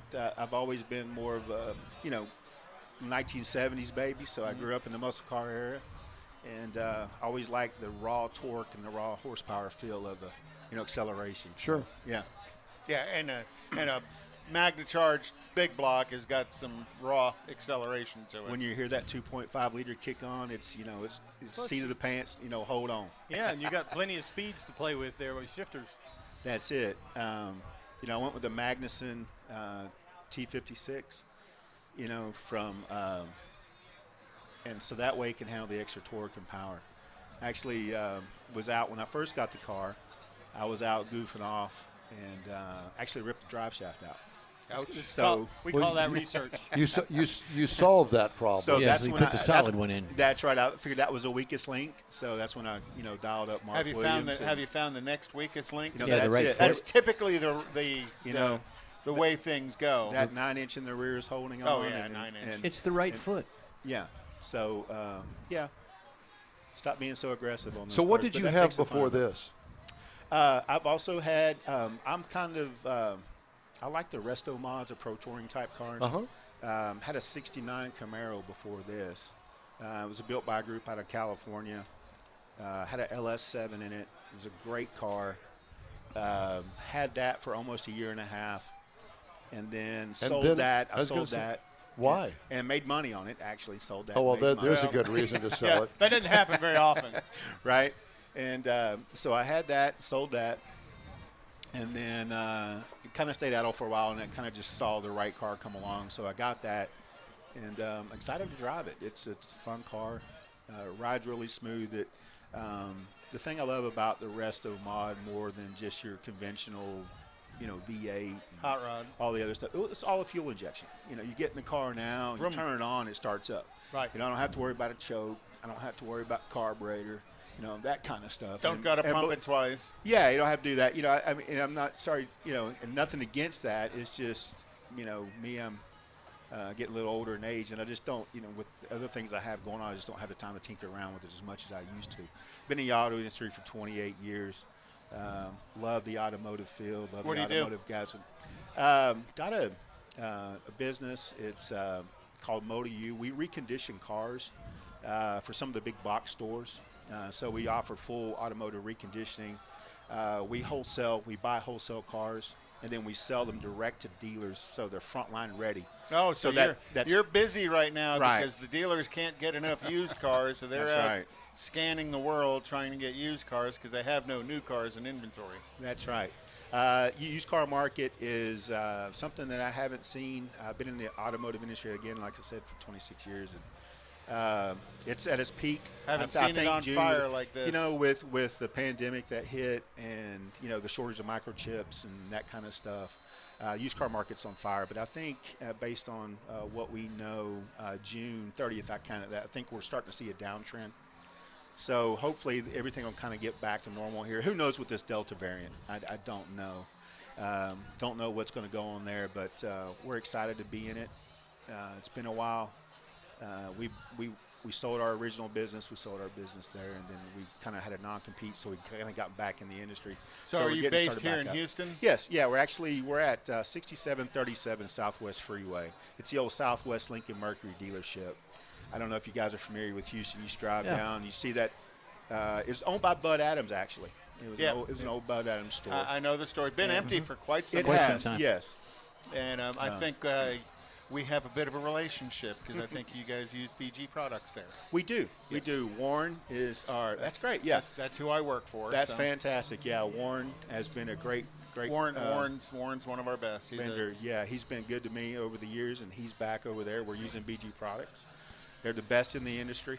K44, I love it. That's K44. 44K. I mean, just not that, but they're just, along with their decarb system for the direct injection, it's the best I've seen. And I've tried, the other competitors, and nothing really. Well, it's a good time to be in the used car reconditioning business because there's such high demand and such high values. The prices people are paying for used cars today, I call on a lot of dealerships as well, and going into some of the dealerships, and you're looking at 2-year-old cars that are selling close to what they stickered for then because the inventory is so unavailable right now. So great timing for you. Yeah, a friend of mine had a 2019 Toyota Tacoma and drove it for 2 years, almost 50,000 miles, and made $2,000 on it. Oh, gosh. You really? Yeah. Oh, that shows you, the used car market is really inflated right now. So do you take direct trades from customers? Will you buy direct from them? We do have a So if they wanted to stop in down there at a 6737 and sell you a car. Sellyourcar.com. You can go there. You can go online. We'll give Is you that an who you guys appraisal. are, sellyourcar.com? Yes, sir. Okay. What do you give me for a 2001 Corvette? 2001. How many miles you got? 25,000? 25,000. 26 now. If you can, just go sellyourcar.com, put the VIN in, and send some pictures, and there you go. We'll send you an appraisal. Yeah. Give you an offer you can't refuse. It's Don's car. I want those roller skates. He's trying to sell Don's I car. want those roller skates. I think I'd look really good in those. Yours are red. But at any rate. Well, it's a pleasure talking to you. Likewise, guys. I appreciate you having me on. Thank you very much, and we'll be in touch. Thanks, Chris. Fantastic. Appreciate You your guys time. have a great day. Good Thank luck. you so much. Stunningly beautiful car. Thanks It again. is. That just breathtakingly Need to beautiful. roll it by. And I will. I'll do Chris it. I'll do a cruise by. Dangerfield, no relationship to Rodney. Sir. Okay. Bye, guys. All right, time now for the racing calendar, and may I start off? Please do. There's a big race tonight. There is. Houston Motorsports Park, and we're going to get this one in because, there were 2 rainouts in a row. And so there has only been one real race up there. Well, tonight, everybody's pulling out all of the cars. All the stops. All of the trucks. And it's a big race. Houston Motorsports Park. Gates open at 5. Racing starts at 6. You're home and in bed by 10. It's a wonderful deal. A 3/8 mile asphalt track. Invite you to come out because I happen to be a little bit involved in helping promote that sport. Just a little bit. Just a little bit. Last week I went to Mobile, and let me tell you something. 1/8 of a mile on an banked asphalt track is That's huge. hauling asphalt. That's hauling asphalt. Let me tell you something. Those vehicles over there, those people in Alabama, they are serious about their asphalt They like racing. it. They like The it. entire pit area, which is the infield, full. You couldn't get another car in there. But they're bigger than 1/8, though. They're a half mile. Half mile, yeah. Yeah, so it's an 1/8 mile more than the Houston track is what I'm getting at. And the fact that 1/8 mile adds a tremendous amount of speed. Those cars were averaging 90 miles an hour. Oh, wow. I saw So it on you can Facebook. imagine They were 100, moving. 120 miles an hour going into the turns. Yikes. They're serious about it. One good thing about that Mobile track, the only barrier is between the fans and the track. So if you want to wind up going off the track, you don't have to worry about wrecking your car into the fence. There are no fences. They got a huge runoff area out there. So you wreck your car into the fans. You don't wreck your car. I just got through saying. I'm just joking. You know what? Smack me. No, you want that though. I know. Please. Yeah. So last week when Jeff Heitzman was filling in for me, all I get are these texts. That's it. I'm leaving before the show even starts. Heitzman is just terrible. Yeah, right. Jeff, you did a great job. We love you, man. Thanks Great so much job. for filling in. Okay, so let's do the racing calendar. I already told you about tonight's big event at Houston Motorsports Park. Yep. What else you got? So NHRA is at Mile High Nationals this weekend at Bandimere. No pro stock, so Erica's in Houston somewhere, and for some reason she's not here. Yeah. Hello, Erica. Yeah. But they are going to be back out at Sonoma on next weekend up in Napa Valley area. And Pro Stock will be there. And then the Winter Nationals is August 1st. Huh? Yeah. Remember, California August? was shut down Yeah. back at the start of the season, so they've swapped the Winter Nationals at Pomona to August 1st. New Hampshire Motor Speedway is this weekend for NHRA. Watkins Glen is August. No, not NHRA. At NASCAR, is at New Hampshire Speedway. NASCAR is at Watkins Glen on the 8th of August, and at Indianapolis Motor Speedway for the Brickyard 400 on the 14th of August. Tomorrow is the British Grand Prix at Silverstone for Formula One. Yep. And then on August 1st is the Hungarian Grand Prix.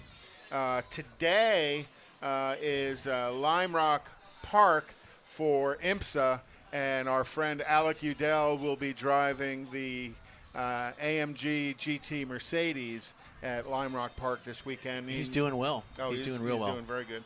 And then Road America on August 8th. Indy Cars is the Streets of Nashville. First time they've done that race there.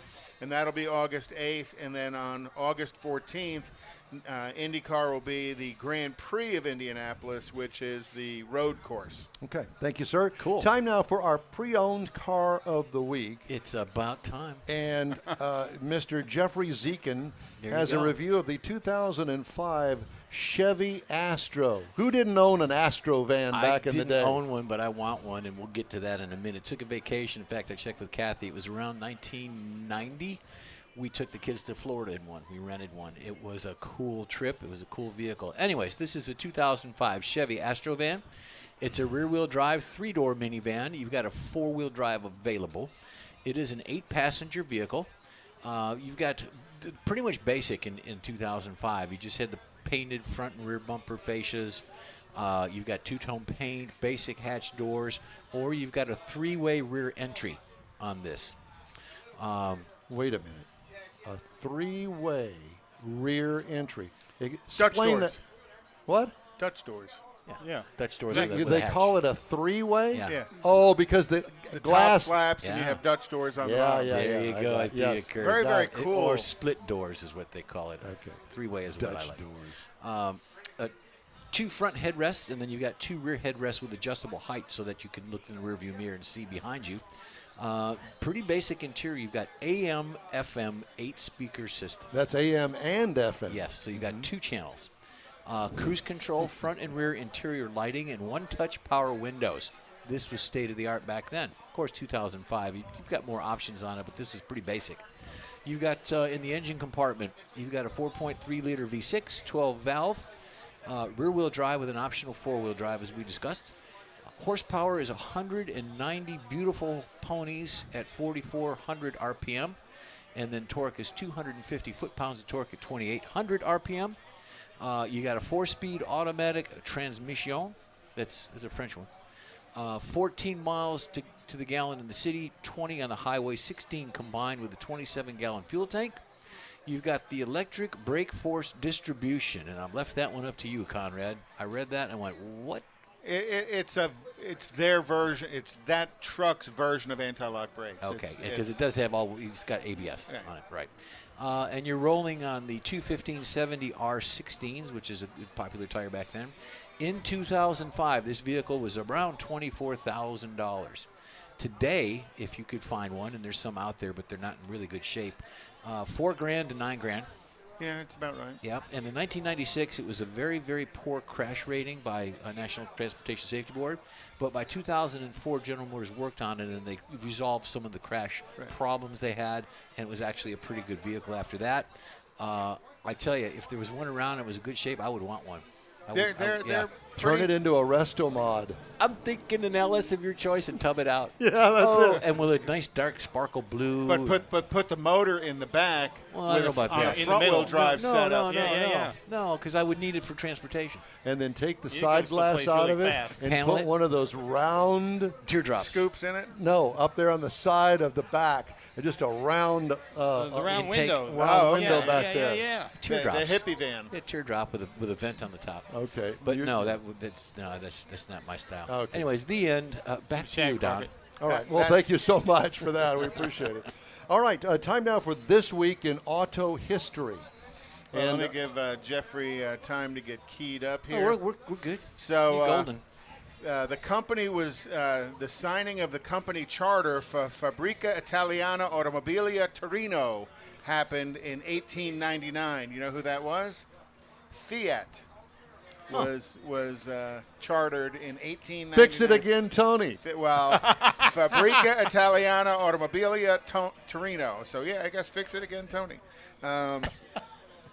Their first car was called a 3.5 CV, and I think it probably 3.5 was probably the horsepower of the engine. No LS Pretty cool little car when you look at it. Though. Drop an LS in it. Yeah. And then in 1904, driver Harry Harkness won the first Mount Washington, New Hampshire hill climb, driving a 60 horsepower Mercedes-Benz on this in 1904.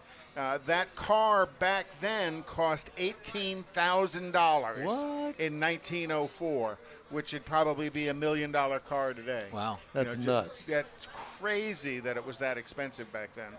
And then in 1933, the first three-wheeled multi-directional Dymaxon car, and Jeff is quite the fan of minivans. Yeah. Well, this may have been kind of the first minivan.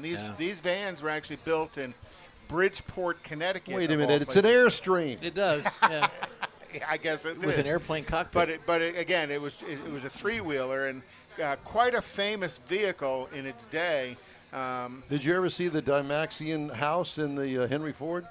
They've got one in there. Probably, yeah. yeah, because I've been in That Henry round Ford a couple- thing? Oh, yeah. Well, probably the same designer. Yeah, it is. It'd be easy to tub that one out. So And we got then one. in 1955, Volkswagen introduced the Karmann Ghia Coupe. I didn't realize the Carmen Ghia Coupe was 1955 was its first model. I thought it was an early 60s vehicle. Yeah. Where is it? Oh, there it is. Yeah, I mean, quite a stylish car for extremely stylish car for 1955. But wasn't it related to a Porsche body style and Well, manufacturing? Porsche and Volkswagen always had a That's- pretty yeah. close relationship in a lot of things. And then in 1964, Donald Campbell, the son of Great Britain's most prolific land speed record, Sir Malcolm Campbell, he drove the Proteus Bluebird CN7 to a four-wheel powered gasoline land speed record of 403 miles an hour. Look at that thing. Talk about streamlined. Gorgeous. And can you imagine going 400 miles an hour and something like that? But the interesting thing about that, it wasn't at Bonneville. It was on Lake Erie in southern Australia, which is Wow. another salt flats down there. Probably a little harder. Yeah. And then in 1978, Ford chairman Henry Ford fired Lee Iacocca as president of Ford, who went on to great fame in the saving of Chrysler. Well, we missed the Lee Iacocca picture. No, that just the one that Okay. fell in there. And then in 1962, Swedish engineer Niels Bohlin patented the three-point safety belt for There it use in is. all vehicles. There's your picture, And dude. he did not expect royalties on his patent because he knew it would save lives. And then, Lee Iacocca fired from Ford and went on to great fame in saving Chrysler and the minivan and the K-car, and then on to greater fame in saving the Statue of Liberty. In 1995, Chrysler Corporation opened up a car dealership in Hanoi, Vietnam, with the expectation of selling 200 vehicles per year through this dealership, and now they're selling almost 3,000 vehicles Yeah, a year. they were in deep kimchi back then. Cheap kimchi. Pho. Pho. Yeah, kimchi is a Korean dish. Pho is a Vietnamese dish. Oh, Pho. And So it there's got way pho. way too many problems with that soup. I love I pho. love a good pho. I know you do. And I'll have it with the tripe and the tendon in it. Oh no, you go right. You just go right ahead for that. Hey, I want to remind everybody that the In Wheel Time Car Show streams on Facebook, YouTube, Twitch, and InWheelTime.com. Podcasts available on your favorite podcast channel to download throughout the week. The In Wheel Time Car Show continues right after this quick break. Winning the highest sales satisfaction award among all luxury brands from J.D. Power in 2020 tells you everything you need to know about your Lincoln purchase from Bayway. Bayway Lincoln is where a premium buying experience is a priority, and you're invited to feel it yourself. This Houstonian-owned premier dealership is managed by Lincoln Stahl, a seasoned member of the Bayway family. If it's online, in person, or in your own driveway, Bayway gets you to the luxury level you deserve. Bayway Lincoln is on the Gulf Freeway at Fuquay, just inside Beltway 8. Visit BaywayLincoln.com today. Tailpipes and Tacos, Houston's premier monthly car cruise-in, returns Saturday, August 21st at 2 Lupi Tortilla Mexican restaurants in Katy and inside the Loop on the Southwest Freeway near Kirby. Tailpipes and Tacos is free and everyone is invited. You'll see collector cars, hot rods, customs, magnificent originals, and resto mods at 2 locations. Cars from all over Southeast Texas cruise in and show off in a friends and family event at the Lupi Tortilla Mexican Restaurant on the Grand Parkway at Kingsland Boulevard just south of I-10 in Katy, and inside the Loop on the Southwest Freeway near Kirby. Drag racer, car enthusiast, and Lupi founder Stan Holt brings you Houston's hottest cruise in. Tailpipes and Tacos at Lupi's inside the Loop on the Southwest Freeway in Kirby, and in Katy on the Grand Parkway just south of I-10, where you'll see the In Wheel Time Car Show. Get your ride ready and we'll see you at the Tailpipes and Tacos Saturday morning cruise-in at Lupi's in Katy and Kirby, August 21st, 8 to 11 a.m., weather permitting. You see all the new ceramic car wash cleaners on TV now, but John Gray at Gulf Coast Auto Shield has been using ceramic coatings on Houston's most expensive cars for years, and he'll tell you that nothing beats the real thing. Gulf Coast Auto Shield installs a coating over your paint that actually comes with a warranty. If you just picked up your Lambo, your Aston Martin, Porsche, Ferrari, any other exotic car, chances are your car will have company that have already found Gulf Coast Auto Shield. Now, you don't have to own an exotic. Maybe you got a truck, an SUV, or even an older vehicle that needs a little love. Well, let John Gray give it a look and give you an estimate on refurbishing that paint and making your vehicle look new again. How about getting a gift certificate for the wife's birthday or anniversary from Gulf Coast Auto Shield and tell her, honey, I know you love your car, so why don't we get it looking new again? It'll be the best gift ever, one that she'll never forget. Get hold of John Gray at gcautoshield.com or give him a call, 832-264-0670. Gulf Coast Auto Shield. Celebrating 10 years of award-winning car talk, it's the In Real Time Car Show, your weekly go-to all things automotive place. Today, coming to you from the Tailpipes and Tacos monthly cruise in at the Lupi Tortilla Tex-Mex out here on the Grand Parkway at Kingsland Boulevard, just south of I-10 in Katy, Texas. Yes. More cruisers talk about their rides coming up. Conrad has the car clinic, and we look at this week's auto news in this segment. Howdy, along with Mike out of this world Mars, King Conrad DeLong. We need more Jeff Zekin. We do. David Ainsley. I'm Don Armstrong. Glad you could join us today. And He thank looks you. so rested. And a call-out thank you to Jeffrey Heitzman. Yeah. Yes, thank you again for filling in for me last weekend. And a hello. We may need to you next Matt week, Jeff. and Adriana England watching. Thank you very much. We appreciate that. All right. So, Mr. Mars, who do we have in the guest seat this time? One of the things that we saw roll in here nice and early this morning was that pristine white-looking 69 Corvette convertible. So I went and found Derek Behind Garza. Jeffrey, move. There you go. Sorry.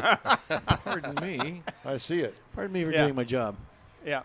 And beautiful car, straight and narrow, but I'm going to let him tell you about it. Derek? Well, you know, I have to tell you that was the year that I was working at Richardson Chevrolet, and they always had at least one, maybe two convertibles in the Corvette Corral, which they called the thing on the side of the dealership, and they would sell them, but not at a rate like the coupe.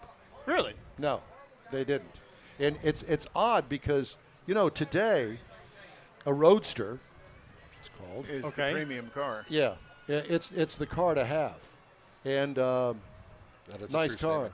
Yeah. So, Derek, if that So came, you may have drove if that came I through may have. Richardson Chevrolet, Don may have done burnouts in it. He may have just burned the paint, is what he may have done. Yeah. Do you know where That the too. car? You know where the car was originally sold? It was a St. Louis build, and it was sold in Indianapolis. Well, they were all built in St. Louis back in the day.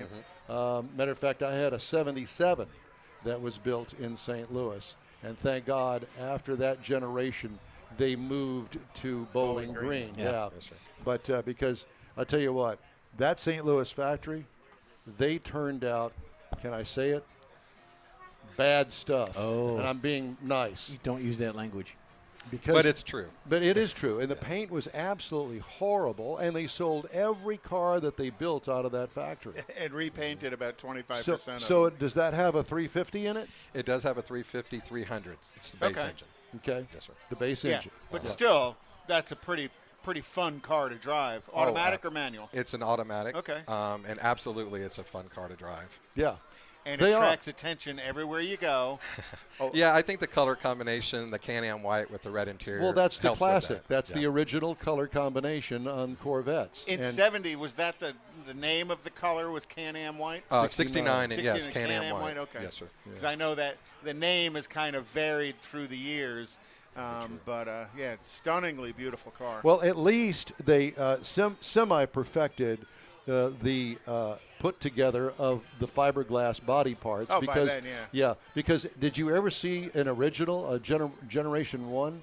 I saw number 2, the actual car. And you could see the actual fiberglass underneath Through the paint. Oh, yeah. It was bad. Well, and just to validate your point, I met a young gentleman, probably in his early 80s, who retired from that St. Louis plant. I met him at a car show in Cyprus, and he validated exactly the paint quality, or lack thereof, I guess you'd say, in fiberglass treatment. But Well, luckily, I had a pretty good specimen. But so. that in '53, that was new technology. Sure. The glass, and they were trying to put existing paint over the top of it, not realizing the variation the fiberglass created in the level of the surface. Gel coat didn't exist. Right. Yeah, So, correct. so tell us about your car, because again, one of the other not odd, but unique features of it is you have a luggage rack, and if I'm correct, that's factory for the Well, yes and no. looks to be So it was born with the factory luggage rack. It was. Unfortunately, the original owners on the third, and I'll tell you about that in a second, took it off, and we could not find that. So that was one item that I did have to put back on because I wanted it exactly. Did you find an original? I did not. I had to go unoriginal on it, and I could have, but because it's even the chrome on it, that's original paint, so I call it my 10-foot car. So if you're 10 feet away, it looks pristine and perfect. You get up close and you can see the spider web, but I would not change that. You know what? It's a Corvette. Exactly. And so, they don't like it. exactly. So it is a numbers matching car.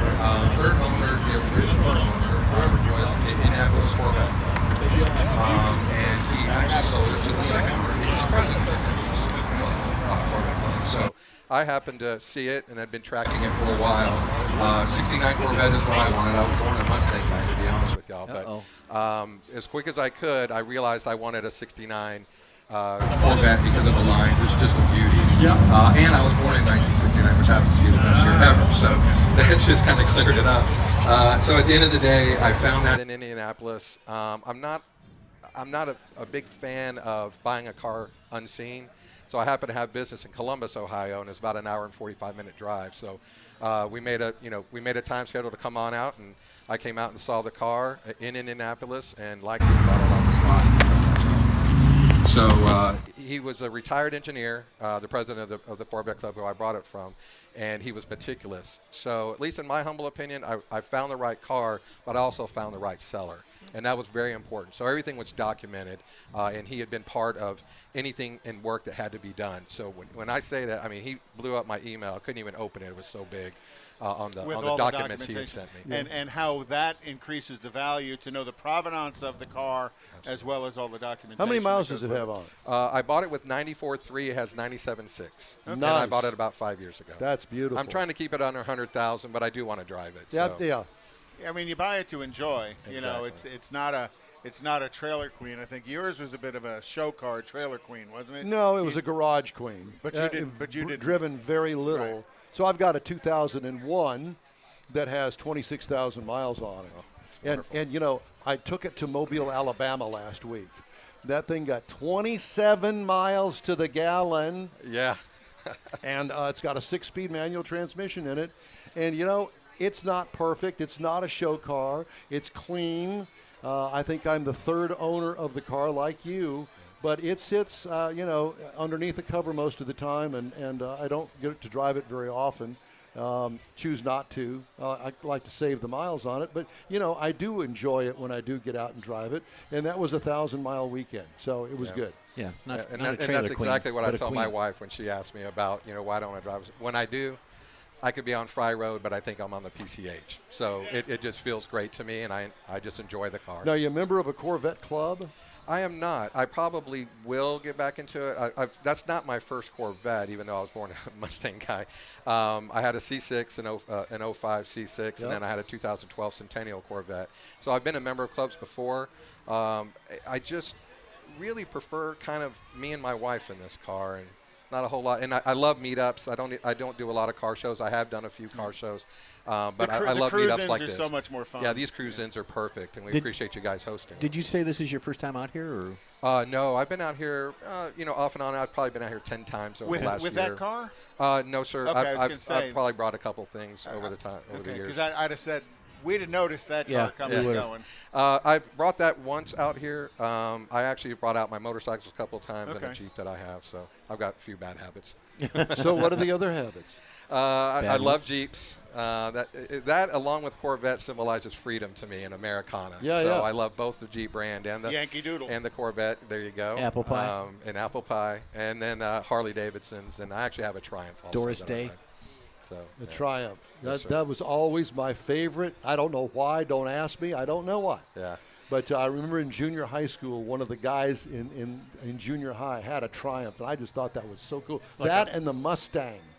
You remember the Mustang motorcycles? That I do not remember. You got me. I don't remember a Mustang motorcycle. Mustang I motorcycles. think that's right. I think it had a little, it was in cursive on the tank, something that said Mustang on it. I believe.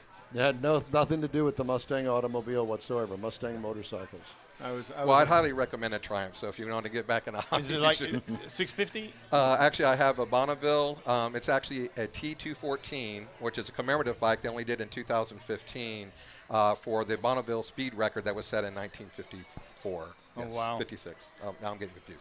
But one of those 2 years. So it's a commemorative bike, and I bought it brand new 2 years later. They did a holdback for some of the largest British dealers, and I was able to procure it new in 2007. You know, you seem to be getting these one-off things. Yeah. Tell it, he's So what do? You hooked just up. peruse the internet all the time? I do. Yeah. Always looking for something. Sometimes at 3 a.m., yes. Yeah, yeah. Oh. That's the best time. Yeah, well, I mean, you know, internet speed is up at that time of the night. There you go. Yeah. Wife's asleep.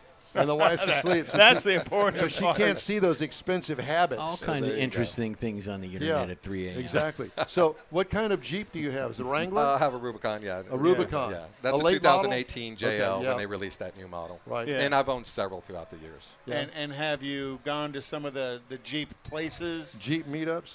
Yes, and in fact, I'll be traveling to the Blue Ridge Mountains for their Tennessee big Jeep event. We had it here too, and it's escaping me. It's all right. We had a version here too, so I've been to the one here in Houston, and I'm going to travel much bigger. The one in Tennessee is much bigger. So. Sure. No, Yeah. no. traveling Everything's August. bigger in Texas. Good point. Don't believe all that Tennessee volunteer stuff. Well, so on the Corvette, Yes, sir. has the motor ever been touched? No, it's original. Other than I actually put an electronic ignition to make it a little more dependable when I do drive it. You still have a outside of that. carburetor on it? No, carburetor's not on it anymore. No, I'm sorry, carburetor's on it. I apologize. Yeah, I just changed the. Did you put a factory HEI on it or somebody else's? Somebody else's. So the inset into the distributor, so it still has the small Still has the distributor look- cap yep, on it? Okay. exactly. Well, that's pretty cool. But that just makes the car that much more functional where me too, you 'cause don't have to do the maintenance of jacking around with points and condenser. Well, you're absolutely right, and I needed a little more dependability because I had planned to make a driver. If I do take a trip in it, it's not going to be in a trailer. So, cruising the coast down on Mississippi and those areas. And so Have you done that? Not yet. I've I'm hoping got to some be able friends to do it that this year. do it all the time, and they just love it. They say it's one of the best events they go to. They go down all the way from Tulsa, Oklahoma, to cruising the coast every year. Yeah, all over the country. Yeah, they come they from. just It's a build these huge little event. caravans. Yeah, Absolutely. that's cool. So, what are the plans? Just to kind of leave it as it is and drive it? That is going to stay with me until it's time not to stay with me. I don't know. I haven't identified that. My wife says, "Don't leave it behind," because our son isn't quite as into the car hobby as I am. So, how old is he? He's 26. Oh, okay. So I don't know. I'd like to keep it in the family. We'll see how that works out. But it's not a car that I plan on selling. It was a car that I wanted, that I dreamt about. Was always a '69 Stingray, and I was lucky enough to find a good specimen. I'm going to hold on to it. So do you get nervous when people pull up next to you and they break out their phone to take a picture of you while they're driving?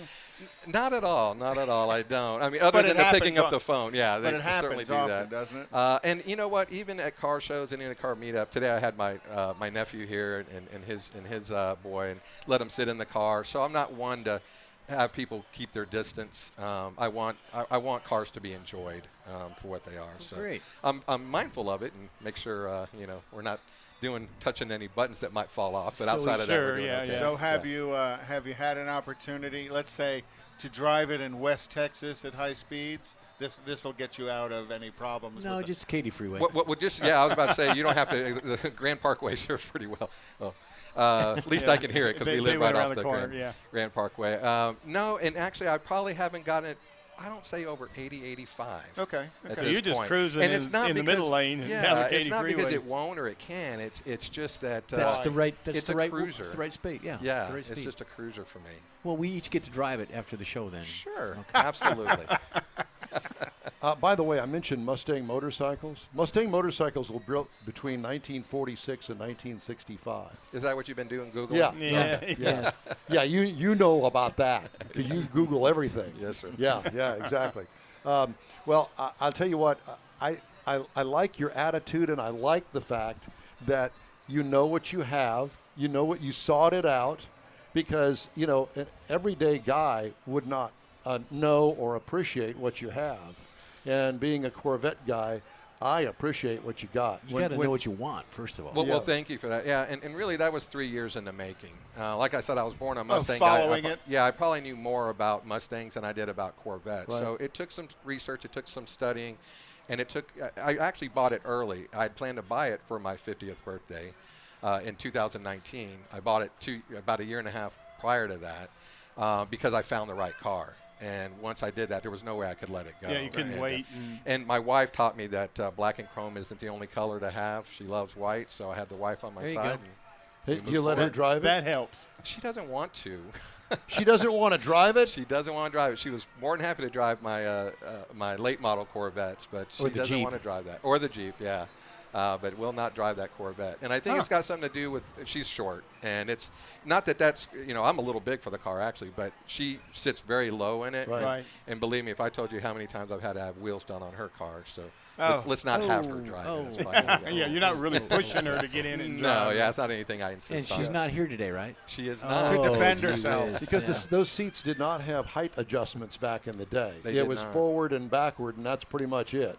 Well, so one of the qualities of that car was actually, for me being a bigger guy, I needed that tilt and telescoping wheel, so that was important to find. And really, one of the unique things that I learned from the gentleman that I met back at that car show that retired from the plant was that actually is a convertible, never had a hard top, so it was a convertible soft top, and it has a rear window defroster. Oh, there wow. you go, yeah. How rare is that? Very rare. They did not put many in the convertible. Well, that's because it didn't have the two tops. Exactly. So is it a glass back window or plastic back Plastic back window. Really? So just a fan that's blowing It's a fan. interior air on it. And to it dry works, but it works like heck, but it works. Yeah. So Well, at least it it's runs. something. 60% of the time, it works great. It's Now, 60%. is the top But been the changed on uniqueness it? of the option, though, too, in a Corvette, those options that narrow down the 1 of 50 is pretty cool. That's exactly right. Does it still have the original top? It does not. That was one of the things that was replaced. So I can't really call. We were talking about that earlier. Can't really call it a survivor car because of that top that was replaced. But you wouldn't want that 69 top on It's it a because 52-year-old top. and, You know, Exactly. and that they plastic just do. window would turn yellow and it'd have a big crease in the middle of it. You don't want cracked. that. One Yeah. trip down the freeway and it's blowing to pieces. And So- I got to be honest with you, I've probably had that top up twice. Wow. I put it up to flex it and to make sure, Sure. it's stretched out. But as far as driving in it with the top on, yeah, If that's you'd have wanted useless. the top up, you'd have bought it. So somebody wants to buy that. What's the number on that car? Nothing. Right now, that's a good question.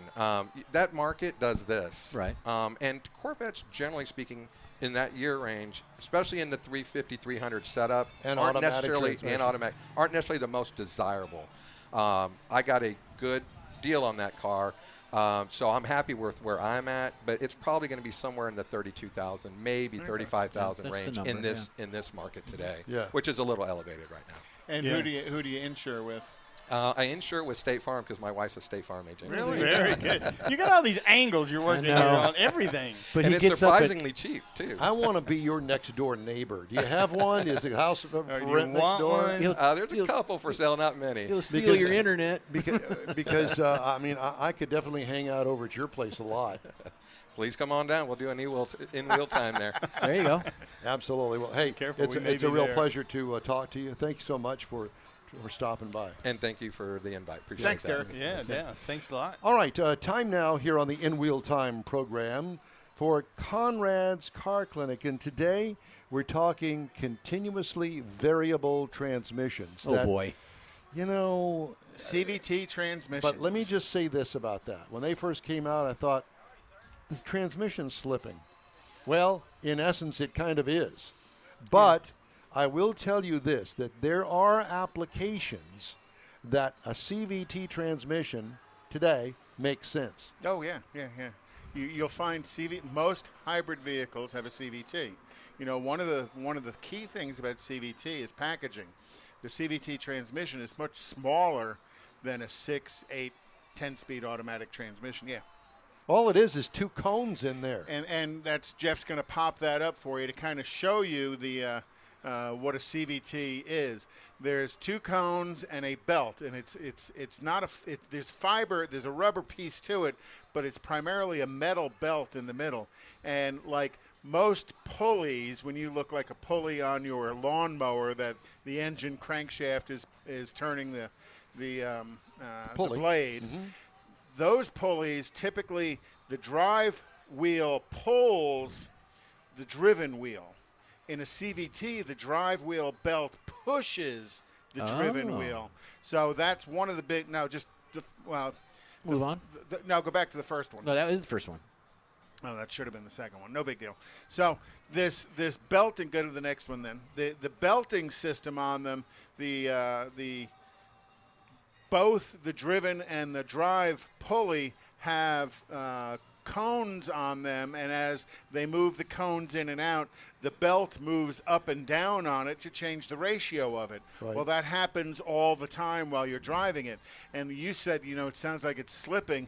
You can just hold there, Jeff. Yeah. And it can feel very disconnected. So early on CVTs, the first CVT transmission was drawn by Leonardo da Vinci in 1490. On the ceiling? No, not on the Sistine Chapel, but he was the one to draw the design of a CVT transmission, which I thought was interesting.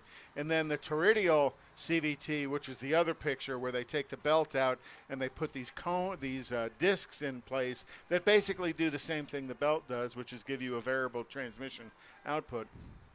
That was first patented in 1886. DAF of the Netherlands produced the first CVT car in production. Subaru Justy was the first American automobile sold with a CVT. And that goes back to your thing about how disconnected it felt. Oh, my God. In a Subaru Justy, you would go wide open throttle, the engine would go to 3,500 RPM, and the transmission would pull up to the engine speed. So you would your foot and the sound of the engine and the motion of the car was not in sync. A complete disconnect. Motion of the ocean. So, and then once the transmission got up to the engine speed, then the engine speed would accelerate. It was really weird to drive, very disconnected. And then in 2000, Toyota Prius, all Toyota Priuses and all of the Toyota Synergy drive vehicles have CVT transmissions in them. In 2002, Saturn View debuted their CVT transmission, and what a grenade that was. Oh, boy. And then in 2003, the Nissan Murano was the first Nissan product, and Nissan is really the driver of CVT transmissions in the industry right now. So if you go out and look, the big players in CVT is going to be all the Synergy Drive Toyota hybrids. It's going to be all of the Honda hybrids all have CVTs. Most Nissans have a CVT in them except the pickup trucks. Most Subarus have CVTs in them, and Minis have CVTs in them. For many years, and I'm not talking about current because I haven't really compared current stuff, but for many years, Nissan actually had the best feeling CVT transmission. And that's where, if you go back, the other picture that we showed, which was the two discs, the yellow discs that were running on the cones, Nissan switched to a Tortialla CVT transmission in 2014. And with that, it allowed them to put in what feels like shift points. So what they do is they hesitate the engine for a moment as the vehicle accelerates, and it is a faux shift point. There really is no shifting going on in the transmission, but it feels like it. So, Very cool. CVTs eliminate what's called shift shock. They're very fuel efficient. They eliminate gear hunting. They accelerate better, better control over emissions, and much less complex than a 6 or an 8-speed transmission. Very cool. So that's CVT transmissions. A couple of the stories making headlines this week when the final pair of top fuel dragsters roar down Houston Raceway Park at the conclusion of the 2022 NHRA National event. Well, that'll be the end of Texas motorsports history. So sad. Thank you, there. Angel Brothers, for bringing a Beautiful. spectacular facility. Immediately following the event, the new property owners will repurpose the drag racing complex into a 1 million-foot warehouse. Oh. Final running of the 35th Amazon annual warehouse. Mopar Express Lane NHRA Spring Nationals presented by Pennzoil, April 22nd through the 24th at Houston Raceway Park, and that'll be the end. And we'll be there. We will be there. U.S. auto safety regulators on Wednesday urged about 50,000 owners of General Motors electric Chevrolet Bolt vehicles that were recalled last year to park outside and away from homes and other structures after charging because of fire risks. And I'm surprised they called it a fire risk and not a Thermal event. And they also added owners should not leave vehicles charging overnight. The 50,000 Bolt vehicles are from 2017 to 2019 model years and were recalled for the potential of an unattended fire in the high-voltage battery pack underneath the back seat's bottom cushion. Oh, boy. So how do you get it to charge fully if you can't charge it You gotta overnight? keep an eye on it. Don is having not only range anxiety, he's The having charging thermal event anxiety. There you go. Because his rear end is on fire. There you Honda go. Motor Company has a rude surprise for drivers of its leased vehicles. No more turning your car into other dealers. Uh-oh. Carmaker said Thursday it will require the drivers with expiring leases to return their vehicles to authorized Honda and Acura dealers and refuse to accept buyouts from unaffiliated dealers or others. I didn't know that was a Such problem. Honda as- cited tight supplies of cars and trucks as a result of shortfalls in critical components and congestion at ports as the economy recovers. Japanese company is the latest automaker to take more control over leases and boost inventories GM. by limiting vehicle returns to its own dealer network. GM is recalling 410,000 pickup trucks from the 2015 to 2016 model years because the roof rail airbag inflator end cap in them could detach from the inflator or the inflator sidewall could rupture. According to Safety Recall, corrosion caused by moisture introduced during the supplier manufacturing process could occur inside the inflator vessel. We haven't learned yet, have we? No. Apparently not. Vehicles 2015 through 16 GMC Sierra 1500, 2500, 3500, and 15 through 16 Silverado 1500, 2500, and 3500. So your truck's got a rupture. There's a lot of big words in that. Automakers around the world continuing to trim back vehicle production plans in the face of microchip shortages, and the expected worst-case scenario continues to rise, according to Auto Forecast Solutions.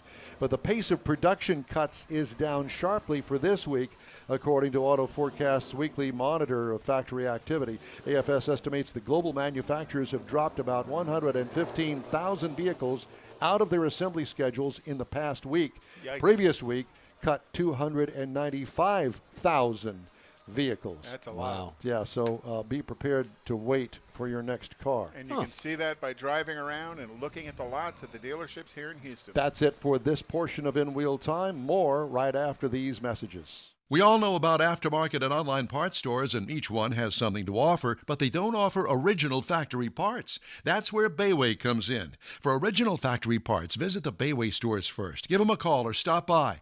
Bayway Chrysler Dodge Jeep Ram, Bayway Chevy, and Bayway Lincoln carry a complete line of parts for the do-it-yourselfer.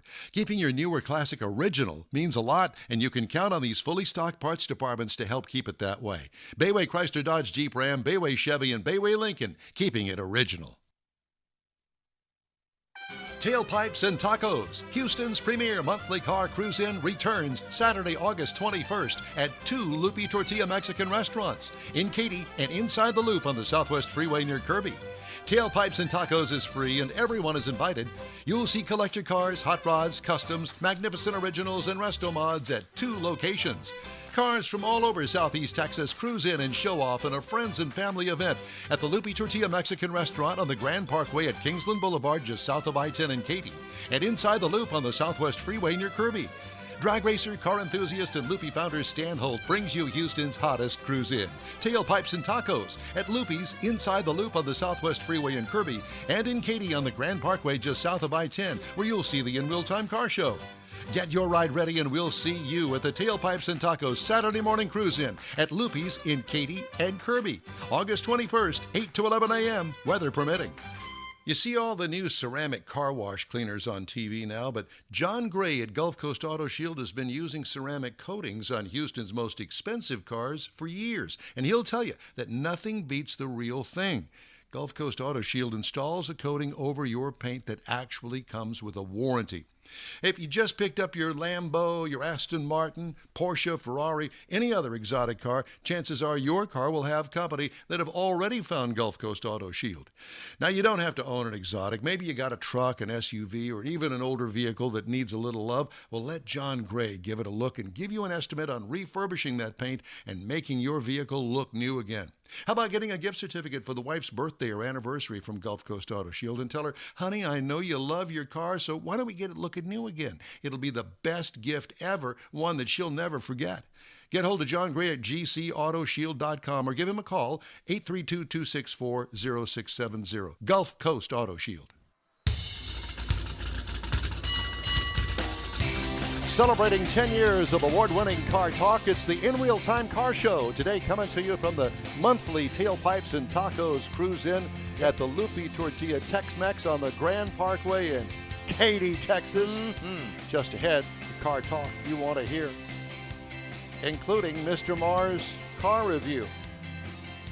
You'll want to stay tuned for that. Surprise. I'll be here. I'm not going to tell you what it is. I'll be here. Conrad has the events calendar. We'll have this week's Auto News headlines, and we'll have a couple guests here at Lupi's Cruise In, the Tailpipes and Tacos, all just ahead on today's In Real Time Car Show. Howdy, along with Mike Out of This World Mars, King Conrad DeLong, we need more Jeff Zekin, Yes, and we the do. fabulous David Ainsley. I'm Don Armstrong. Glad you could join us, Mr. Mars. You know, a couple of, I guess 2 months ago, something like that, we found this stunningly awesome car out there. It looked like a custom build, but we found out it was actually an Amaretta. Am I saying that right? Amaretta. And we're still getting comments on our Facebook page about some of the images we put up with that. But the owner of that, Ron Furneaux, who is here, and is a little bunged up a little bit, but he's here. But this time he's got a 72 Mustang convertible down there that he would like to tell us about. Ooh. It's a silver and black one around there. So tell us about it. Well, I've had two shoulder surgeries, and I was in the hospital probably 6 weeks ago.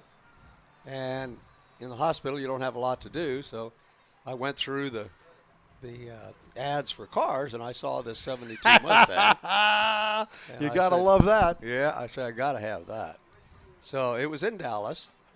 So I called, and we discussed it, and I drove up the day after I got out of surgery. Oh, gosh. And saw it and bought it. Nice. And then I had surgery 2 days ago, and I just had to bring it to the show here. It's a car that was built by students at a junior college kind of thing. Okay. And that car is as good on the bottom as it is on the top. So a class project that they restored. Oh, God, it's gorgeous. I mean, there's nothing I would do to that. I want to know about the parts and pieces. What kind of chassis? What? The original chassis. It's an original chassis. 351 Cleveland. Okay. And they took it, they disassembled it, obviously, powder coated the chassis. Oh, wow. And everything on this, it took them a year to build it. But class projects, it was perfect. Yeah, they didn't have a time, and probably to a degree didn't have a budget. Yep. Just do what they needed to do it right. Exactly. So C6 automatic, I'm assuming. Yes. Okay. I see it's got the scoops on the hood. Is it a Ram Air 351? Yes, Okay. supposedly. He's not sure. He hasn't owned it long enough to, and he's crippled, so he can't. I've driven it twice. Well, thank you for driving it out here to share it with us. But you were dying to come out here today, weren't you? Yeah, well, I just couldn't resist. Yeah, exactly. That's too pretty to keep in the garage. So no Marty report on it yet. No. But and that'll kind of answer a lot of the questions of the car, because Marty report, that's the organization that is the Mustang experts, and they certify content of Mustangs and build numbers and stuff. Yeah. So is that in the plan, is to get a Marty report on it, or not that big a deal? Ultimately, yes. When I get a little better recovered, then certainly. So what is the history on this car? Well, the car actually, I don't think they made a Mach 1 convertible in '72. So I think this is a car that they made as a Mach 1, as a class project. I mean, and everything in that thing is... It's a clone.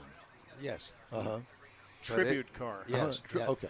Tribute car. Sorry. Sounds better than clone. But it's the same thing. Yeah, thank you. But I drove up, and somebody associated with the school had it. The idea is they sell it, and that gives them money for the next To project. fund the next project. Yeah.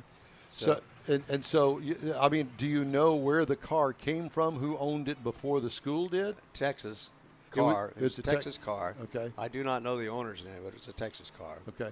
And you don't know whether or not he was the original owner or anything? No, I do not. Gotcha. Well, But that's okay because those are the fun cars, actually. In Texas, for a couple of bucks, you can learn the whole history of the Oh, car yeah, through yeah. Sure. Department of Transportation. They can give you the ownership history of it. But beautiful car. It's now I don't know what they call it. It's a silver metallic, black stripe. Looks to be the Ram F351, so it's got the dual hood stripes on it. Beautiful car. I didn't catch the interior color. It's gray and silver. Okay. But she's a pretty little beast. How did you find out about it? Just online? Yep. I was in the hospital, like I said, and there's nothing to do there, so.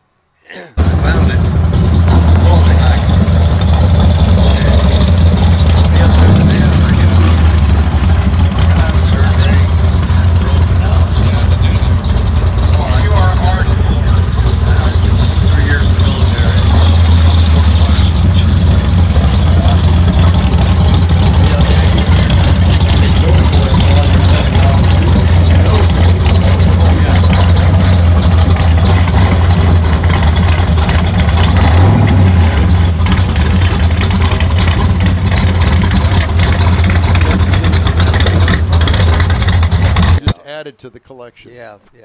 The next one you won't see for 2 years because it's a.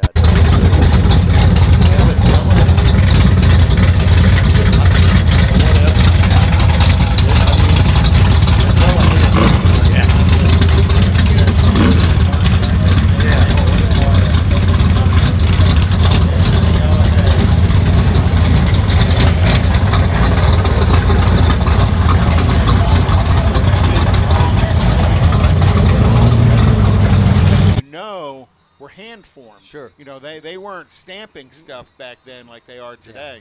Yeah, the Honda is absolutely gorgeous. I know. That's what makes the car. Oh, yeah. Absolutely. And I just, every time, you rarely see one in person. Yeah. But the clone is the way to go. You can afford an original. Or who's going to put an original on the road? That's true. Yeah. Not unless you have $1 million plus. Well, I think there's been the Delahaye, a couple of them, 3 years, and Keel's. Yes, there has been. Years because they're just breathtaking. Yeah. Who makes a kit? It's a company out of New Jersey. Okay. I think it's New Jersey. Yeah. Yes. The frame is made by another company. I think that's in South Carolina. So it is a hard chassis. It's Oh, not yeah. something that you know. all two. An existing car. It's all two chassis. So what powertrain? I've got a 427. And you know, they call me a coon ass because I've got a baby grand piano next to this engine in my house. And The of course, engine's in your house. oh God, yes, it's pretty. Come on, Conrad. You can't tell me that you never did that ever. It's in the bathtub. I've had drag slicks in my house, but never the Oh, engine. boy. Yeah. No, this engine is gorgeous. We built it 3 or 4 years ago, maybe 5 now. So you're looking for something to put the engine into. Yeah, I had a 67 Thunderbird 4-door. But once we tore it down, the rust condition was just not favorable to redoing. So it's a Ford 427. Mm-hmm. Oh, wow. Yep. So side oiler? Yep. Wow. How cool is that? Did you Yeah. get a chance to see the Marauder that was out there before? No, I have not. It's gone. There was a 64 64 Mercury Marauder with 427. 427 side oiler in it that was here. Yeah. We didn't get a chance to get him on the show, but what a collectible engine that is Sure. all by itself. So now I understand why you had it in your living room. Well, we rebuilt it, and talk about, it's Art Deco as any Oh, other yeah, car. yeah. Gorgeous car. Gorgeous What car. did a Delahaye originally have in it? probably a 6-cylinder. Yeah. A straight I would, six? I would assume an inline 6. Because this was a 36, 37 build. Yeah. Possibly an inline 8, but I'm not real sure. I don't know. Yeah. I don't either. Don't know. That's a sweet little ride there. Oh, it is. Lady Luck. It is is that a Model A body? I'd say it's probably about a 32 Model A. Channeled. To say the Chopped, least. channeled, Chopped. lowered. Yep. Yeah. Name all of it. You know, you've been out here before. Oh, yes. What do you think of the mixture of cars that come to this? I like it. I mean, the show out at Lakewood, unless you're a high-end classic or something special, you're not going to get in the show. Yes, and that's all by Yeah. invitation, and Yep. that is it's a completely different show than Yeah. this. This being a cruise-in. The one thing that I like about this particular show is the fact that there are brand new cars here, Yep. and there are cars like that 34 or whatever it was Yeah. that just rolled by here. Yep. So it's a whole different. It's all about loving cars Yeah. and being a car lover. Right. And the collectability of some of these cars. Yeah. So, do you have the Delahaye yet? We've ordered the frame, Okay. and it takes 3 months, 4 months. Okay. And then once we get that, we'll go ahead and order the body, because that takes 5 to 6 months. And So they build it by your order. Yes, There's not exactly. sitting on the shelf somewhere. No. Right. What we'll do is we'll buy that, make sure the frame, we'll put the engine in it, make sure we've got all the metal right, make sure it's powder coated. So do they need to know what engine you're putting in it? So, So they can if they build. need to widen up the engine bay Yeah. a little bit for the And- dimensions of the V8? Yep. Where did you say the body is being produced? The body is, I think it's, where is it, Jeff? Pennsylvania. Okay. Delahaye, Delahaye, USA. I'm going to have to search them. See Yeah. the USA in your Delahaye. Yeah. Sounds like a Chevy commercial. I think to me. so. Exactly. So, but you have other cars. What are they? Well, right now I just have the Amaretta. Amaretta and the Mustang. Okay. The Thunderbird, we got into it. We couldn't salvage the body. Yeah. It's supposed to be sold as rust-free. I should have known better. Oh, gosh. Yeah, because it came from Minnesota. Oh, yeah. Everything's rust-free in Yeah. Minnesota. Yep. You can listen to a car rust in Yeah. Minnesota. Exactly. So I got stung on that, but it wasn't too bad. I mean, I got an engine out of it, so that'll be fun to drive. And you could probably parts and pieces it away if Yeah. you needed to. Yeah. But the engine's perfect, so we're ready to roll. Well, we're looking forward to seeing the Delahaye, and next time you come out here, hopefully we'll be able to talk to you about the chassis and the arrival of the chassis, and talk to you about ordering the body. Yep. And we'll work the progress with you. How's that? Great. That sounds super. We'll all be over to your house after the show. Yep. Oh, come on over. You got Well, enough beer? You got any beer there? Any beer? Hold this. What kind of question is that? Exactly. Yeah, we know the answer to that. Ron, thanks so much. Hey, we my really pleasure, appreciate you guys. stopping Very much by. for joining us again. Yeah, thank you.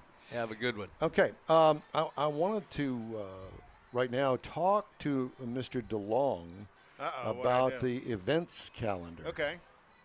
So, again, tonight, Nifty 50s up at Grogan's Mill in the Woodlands. The Kima car meet from 6 to 9 p.m. Next Saturday is Rudy's Barbecue on Highway 249 in Tomball. They're going to have what's called a Twilight Fire 'em Up show from 4 to 8 p.m. What? Which is, a little bit different. And the intent of that is trying to get away from the heat of the day. I'm like, well, I think if you want to get away from the heat of the day, you need to start at 8 p.m. and go a little bit longer. So is that like a cackle fest? Cackle Fest? Yeah. So Where is that? Rudy's Barbecue on Highway 249 in Tomball, just north of Spring Cypress. Okay. So you're going to go to North Park, turn around, and come back the other side.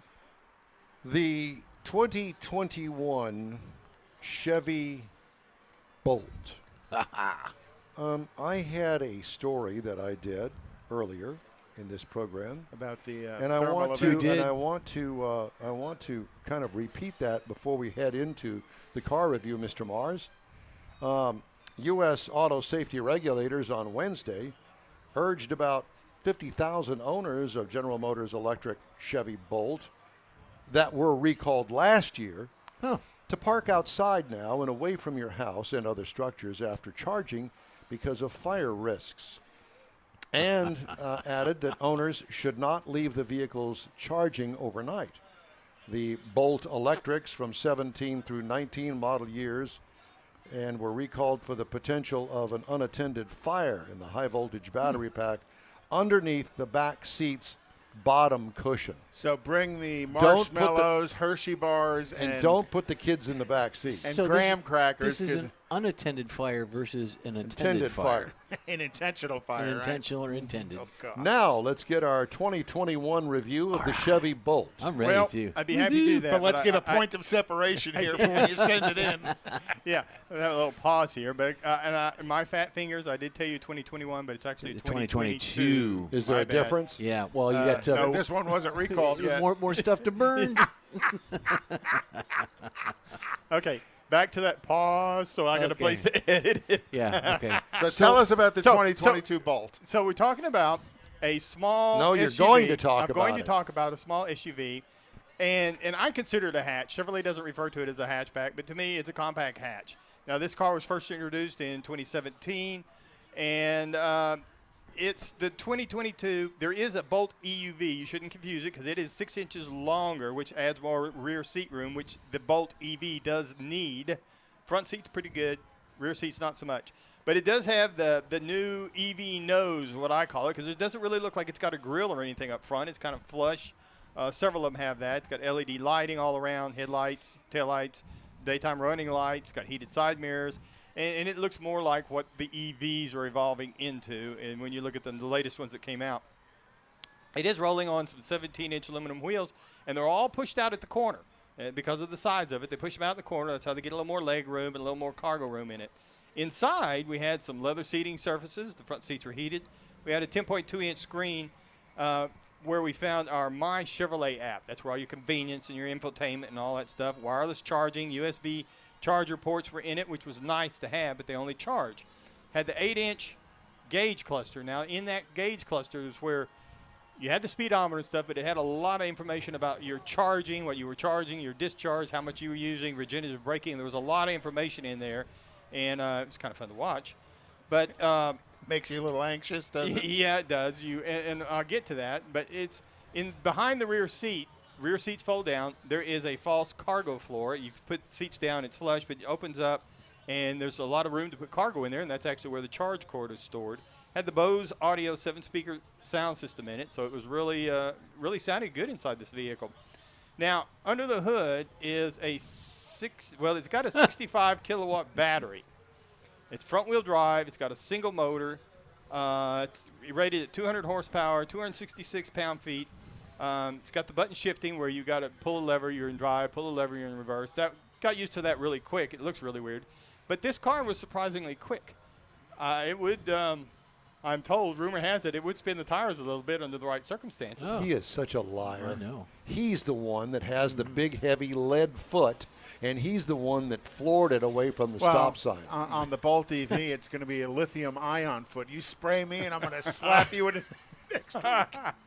So the EPA says that this vehicle should be rated for 131 miles in the city, 109 on the highway, and 120 miles per gallon equivalent. Now, I couldn't figure out how to convert all of what I did that week into what I actually got for the week.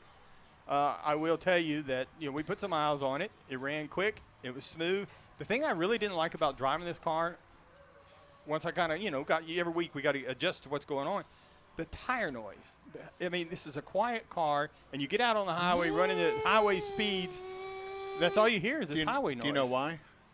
Two reasons why. First off is there's no engine noise to shade the other noise you hear. But the other thing is most EVs or hybrid vehicles run what's called a high mileage tire. So they run a much harder compound on it, and they tend to be a little more narrow, Yeah. trying to get better fuel economy out of it. Also, That's one of the notes I had, that I would like to have a little bit wider tire, a little more meat up front driving it. Well, Negatively impacts fuel economy. You also said you push the tires to the corners too, and that's Yeah, that's and an they are influence out there as in well. the corners. I will say that if you want to compare it to something, you might look at the Tesla Model 3, starts at about $39,900. The Nissan Leaf starts at $31,600. And even the Toyota Prius starts at $28,200. Now, you can get a base Chevrolet Bolt EV for $33,995. Now, we had the 2LT level, which is a couple of steps up in the trim in the Chevrolet house, and it started at $34,200. Now, price as tested, $36,165. And you can also get, I should note that is $5,400 cheaper than the 2021 model. Oh, wow. So they've actually gone cheaper? down. I couldn't tell you. I couldn't find anything about that. But they said they had gone down in price because of it. So that is my review of the 2022 Chevrolet Bolt EV. Now I'm going to tell you my story because I can edit right there. Okay. Yeah. So but tell you us don't about know, range anxiety. You do not know that Chevrolet is not listening to this broadcast right now. Well, No. then they can take a hint. And really, I'm hoping that Buzz Smith, Mr. E.V. Angeles, is listening, because here was the scenario. So on Thursday, they deliver the car, late Thursday. I get it, and I'm looking at it, and it says it's got, by the time I get it, it's got a 198-mile range on it. Well, that can get me over here, but the problem is it won't Can't get me get back. back. Yeah. So it wasn't.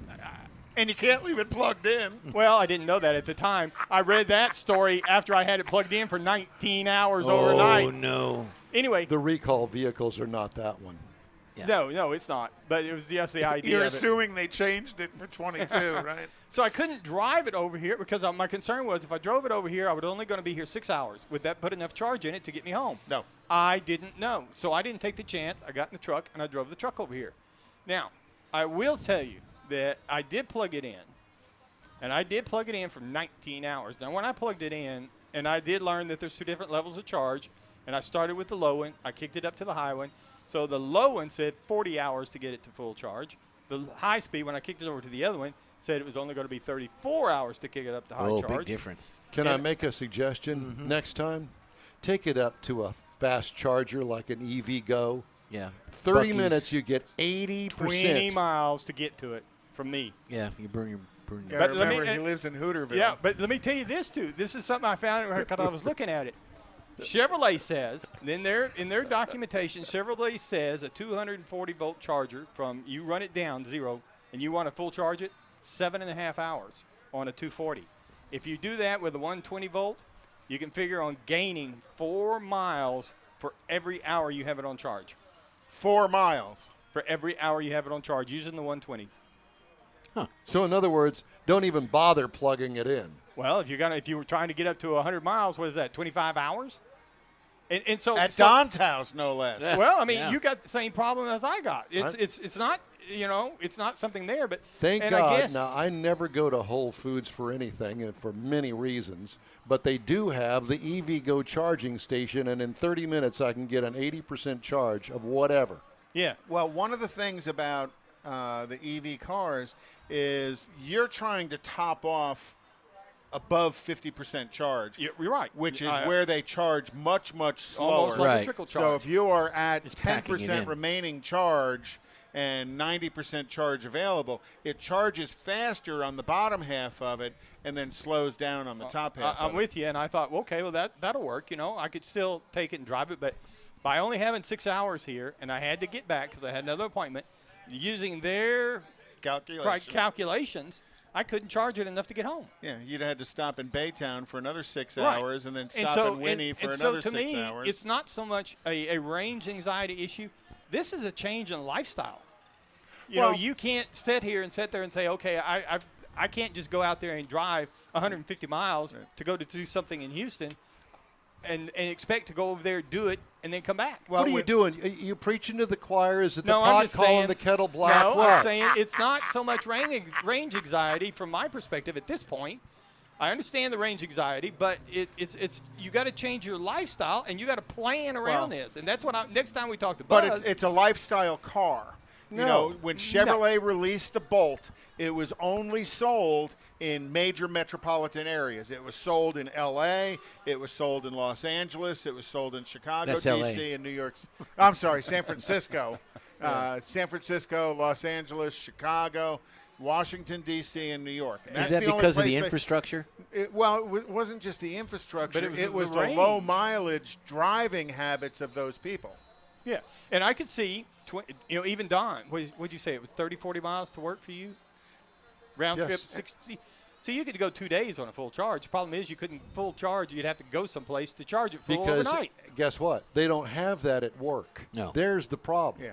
Yeah. Because jet they don't fuel. have a fast charger at work. So I'd have to plug it into 110. Well, I might as well not plug it in. Well, there was a note in here that in a lot of cases, GM will put that 240 in your house. You buy one of these, they'll put that 240 in, which in your case. But not for free. Yes. If you buy one of these. Okay. I guess they roll it over into the price. Probably. So there's a But, cost so for you it. could drive it. You could drive it 100 miles a day to work and back, But, and charge it overnight. But I want a car that I can go wherever I want to go. But that's the other Stop car. at Buc-ee's over here and spend 5 minutes putting 25 gallons worth of gas that'll get me 300, 400 miles on that tank of gas and be out of there in 5 minutes But if I that's- didn't buy my beaver nuggets. But that's a different lifestyle. That's what I'm saying. And you would need a different vehicle to do that. The Bolt is a lifestyle vehicle that's made for urban traffic driving. It's small. It's easy to park. It's and I can short run. I can see that university students running around town. My wife, other than the fact she thinks it's too Are small. you still think you're married? Well, I was at least till 2:00 this morning. She could my. drive around. Her driving habits. This car, she could go Right. a week easy. if maybe you had even a 240 charger. Right. You'd have to have a 240 Well, I think charger. she could almost go a week with her driving habit without charging it at all. But you know what? If I'm going to have a second car, it's not going to be that. No, me either. I'm just saying. But there Buzz- are some people I have a different that's- perspective of. Buzz has a now. great, I understand where he's coming from, but I'm not going to sit down and calculate how I'm going to charge the car on a road trip that goes from Dallas to San Antonio to Houston to Austin and Dallas. and each high I'm voltage not charger gonna do you that. need to find. Are you going to do that? Nope. Hell no, I'm not going to do that. No. You know who's going to do that? No. He does. We were talking about, Becky was talking about taking the girls on a trip, Palo Duro Canyon, Grand Canyon, just, something before school starts. And Not I'm in sitting- that. No. or any of them like that, because now you got to sit there and say, okay, well, I got to go here and I got to stop. And I have to stay there for 18 Oh, the hours. car's going to Take tell three me. teenagers into Buc-ee's for 30 minutes and see how much that'll cost you. The car to tell you where you need to stop. Yeah, it'll tell you where to need to stop. 20 miles off the highway is the closest charging station. Well, good luck Well, that's with what that. I'm saying. It's 20 miles from me to the EV Go charger. Well, and if you think about anyway. the whole story behind it is, they've been selling this since 2017 in California, and now they've had all those fires in California. Maybe that's all They related. got a charging station. The In-Wheel Time Car Show streams on Facebook, YouTube, Twitch, and InWheelTime.com. Podcasts available at your favorite podcast provider. The In-Wheel Time Car Show continues right after this quick break. We all know about aftermarket and online parts stores, and each one has something to offer, but they don't offer original factory parts. That's where Bayway comes in. For original factory parts, visit the Bayway stores first. Give them a call or stop by. Bayway Chrysler Dodge Jeep Ram, Bayway Chevy, and Bayway Lincoln carry a complete line of parts for the do-it-yourselfer. Keeping your newer classic original means a lot, and you can count on these fully stocked parts departments to help keep it that way. Bayway Chrysler Dodge Jeep Ram, Bayway Chevy, and Bayway Lincoln, keeping it original.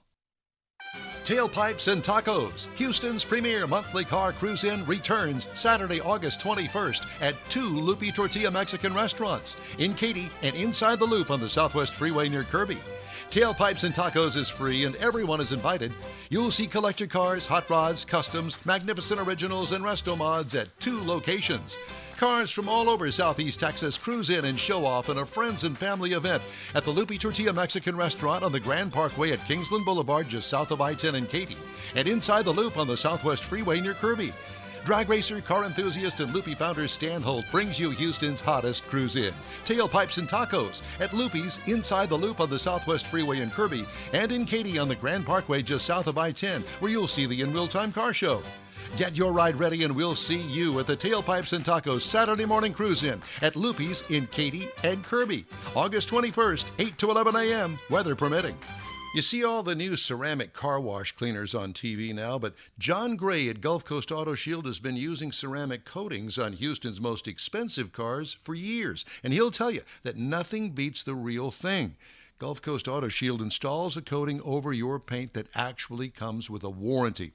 If you just picked up your Lambo, your Aston Martin, Porsche, Ferrari, any other exotic car, chances are your car will have company that have already found Gulf Coast Auto Shield. Now, you don't have to own an exotic. Maybe you got a truck, an SUV, or even an older vehicle that needs a little love. Well, let John Gray give it a look and give you an estimate on refurbishing that paint and making your vehicle look new again. How about getting a gift certificate for the wife's birthday or anniversary from Gulf Coast Auto Shield and tell her, honey, I know you love your car, so why don't we get it looking new again? It'll be the best gift ever, one that she'll never forget. Get hold of John Gray at gcautoshield.com or give him a call, 832-264-0670. Gulf Coast Auto Shield. From the Tailpipes and Tacos monthly cruise-in at the Lupi Tortilla Tex-Mex in Katy, Texas. It's the In Real Time Car Show, your weekly go-to all things automotive place. Howdy along with Mike out of This World Mars, King Conrad DeLong. We need more Jeff Zekin. Yes, we do. And the fabulous David Ainsley. I'm Don Armstrong. Glad you could join us today. And joining us right now in our remote studio here at the Lupi Tortilla in Katy is Al Capone. No. And we really appreciate you. Who knew? Yeah. We really appreciate you stopping by. When that car pulled in, I thought, oh my gosh, Al, you've gotten into Al's pocket. Actually, they're available, and we've ordered them. I found the personalized place that say A. Capone. Do you really? Yeah. Okay. What are the odds? Stan Holt, the founder of the Lupi Tortilla franchise, and a dear friend, racing aficionado, all of the things above. What is it? And boy, is it bad to the bone. It's a 36 Buick. That's a Buick. A Buick. A Buick. A 36 Buick what? Buick. Buick. Buick. Got it. Inline flat 8. Inline 8. Buick No, special. it's not flat. It's not a flathead? No, it's overhead. Oh, Bow. wow. And the motor. That's why the hood's Is so it a Buick Special? That's why It is. It's a special. That's why the hood's so long. It's a 38 It's special. special to me. Yes, it is. Oh, my God, yes.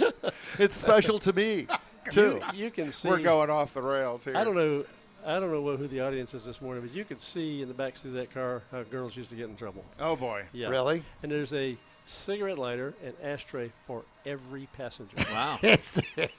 Well, Politically 1936. incorrect And the back window slides back just enough to let cigarette smoke out. to get out. Yeah, but she can't get out. So. Oh, God. Oh, boy. And it's a bustle back. What in its day? Bustle back, split window bustle back, and you can stretch your legs straight out and not touch the front seat. Are you serious? Yeah, but there's no front seat, and there's a footrest for traction. Just to hold your place, right? Oh my God. Icy days. Oh my Icy days, that's what I'm talking about. Traction, so you don't lose your Grip. And suicide doors. Suicide door. How cool is that? It's like the what's it going on? Yeah. Oh, it's as sweet as glass. So, where did you find this car? And you have what's the history of it? It looks like a couch in the back. Yeah. That's sort of Using your grip. I asked him about it from a museum. Really well. Looking for a gauge.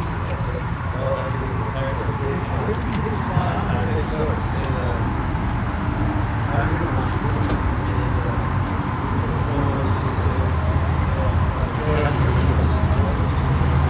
Did it have a Ford truck? Yeah. Oh, that's just because it's a beer. Right.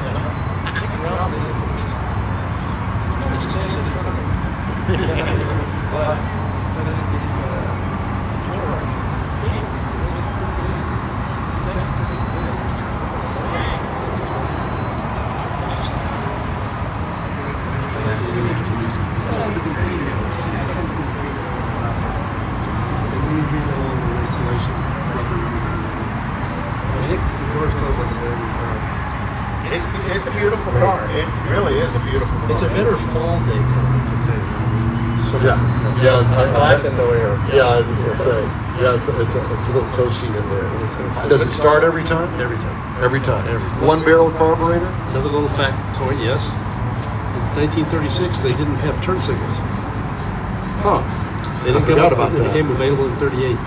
Okay. So we got some aftermarket turns, one of those company-looking aftermarket. Lots Yeah. on the Shifters. side, Yeah. big piece of chrome and a lever on it. Where are we going to put the lights? Where are we going to put the lights? Well, we put 12 of them in it. Jared was able to change all the bulbs. To the 1157s with the Exactly. the dual And filaments. so it works actually in the taillights and in the little fender lights. Oh, okay. But you wouldn't have to have that to pass inspection because the car was made without lights. You would have to have that to make it home from Lupi's after dinner. Yes, you would. Because back then, if you decided that you wanted to signal somebody, it was hand signals. Hand out the window. Hand up above. Today you get shot. Now you get shot. Somebody Yeah. think you're giving them Yeah, the that. bird. Yeah. It's a great old car. Not super valuable, but It's not? But No, it's a not. great conversation piece. I mean, Great it really conversation has that piece. look. And it's just two couples going out to dinner. It's just a lot of fun. What an Yeah. absolute hoot. It's In the absolute- fall or the Oh, spring? in the fall or the spring. Yeah. Okay, now we can move on and talk about the Ranchero. That's a great car. So You know me, is that a 58? 58? And what's different between 58 and 57 is the hood. It has a functional scoop on the hood. The 58 does. 58 did. Oh, I didn't realize it was functional. But I have, Don, I have a story for everything. Yes. We're at a Mecum auction in Houston. I'm standing on the left. She is next to me on the right, and there's a woman next to her on her right. And I start getting in the car, and this woman starts getting in. Then it gets to like $24,000. It's 25. 26. You know, they have a shield too.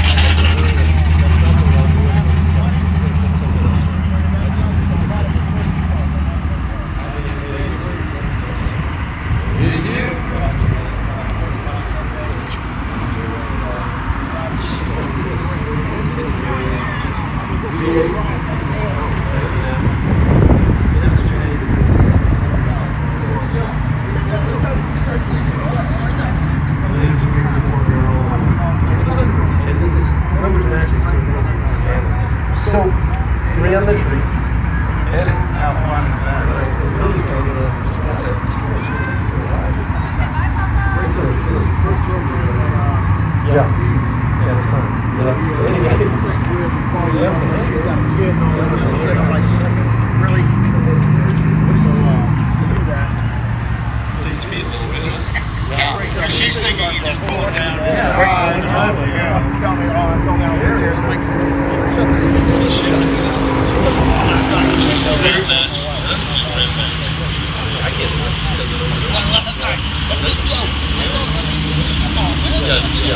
Well, and it's unusual because you don't see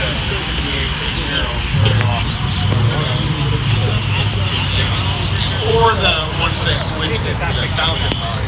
Right. 64. Yeah, 63. Yeah, I don't know the exact years. It was, I do. 62. Now, is that the original paint color scheme? Yes. Okay.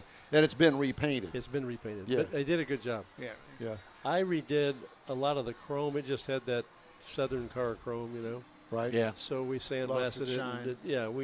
And repolished the stainless steel. The fun stuff, you know. It wasn't like a start over project. I have a '57 Ford Fairlane 300 coupe that we're about to start on, and we are going to make a resto mod out of it. It has the T-Bird engine. It's an automatic. So we're going to airbag the car. We're going to paint it that it's a Lexus silver, atomic silver. But it'd be cool because it has the gold band, Yes. like the Fairlane 500 going down the side. And that's going to be a fun project.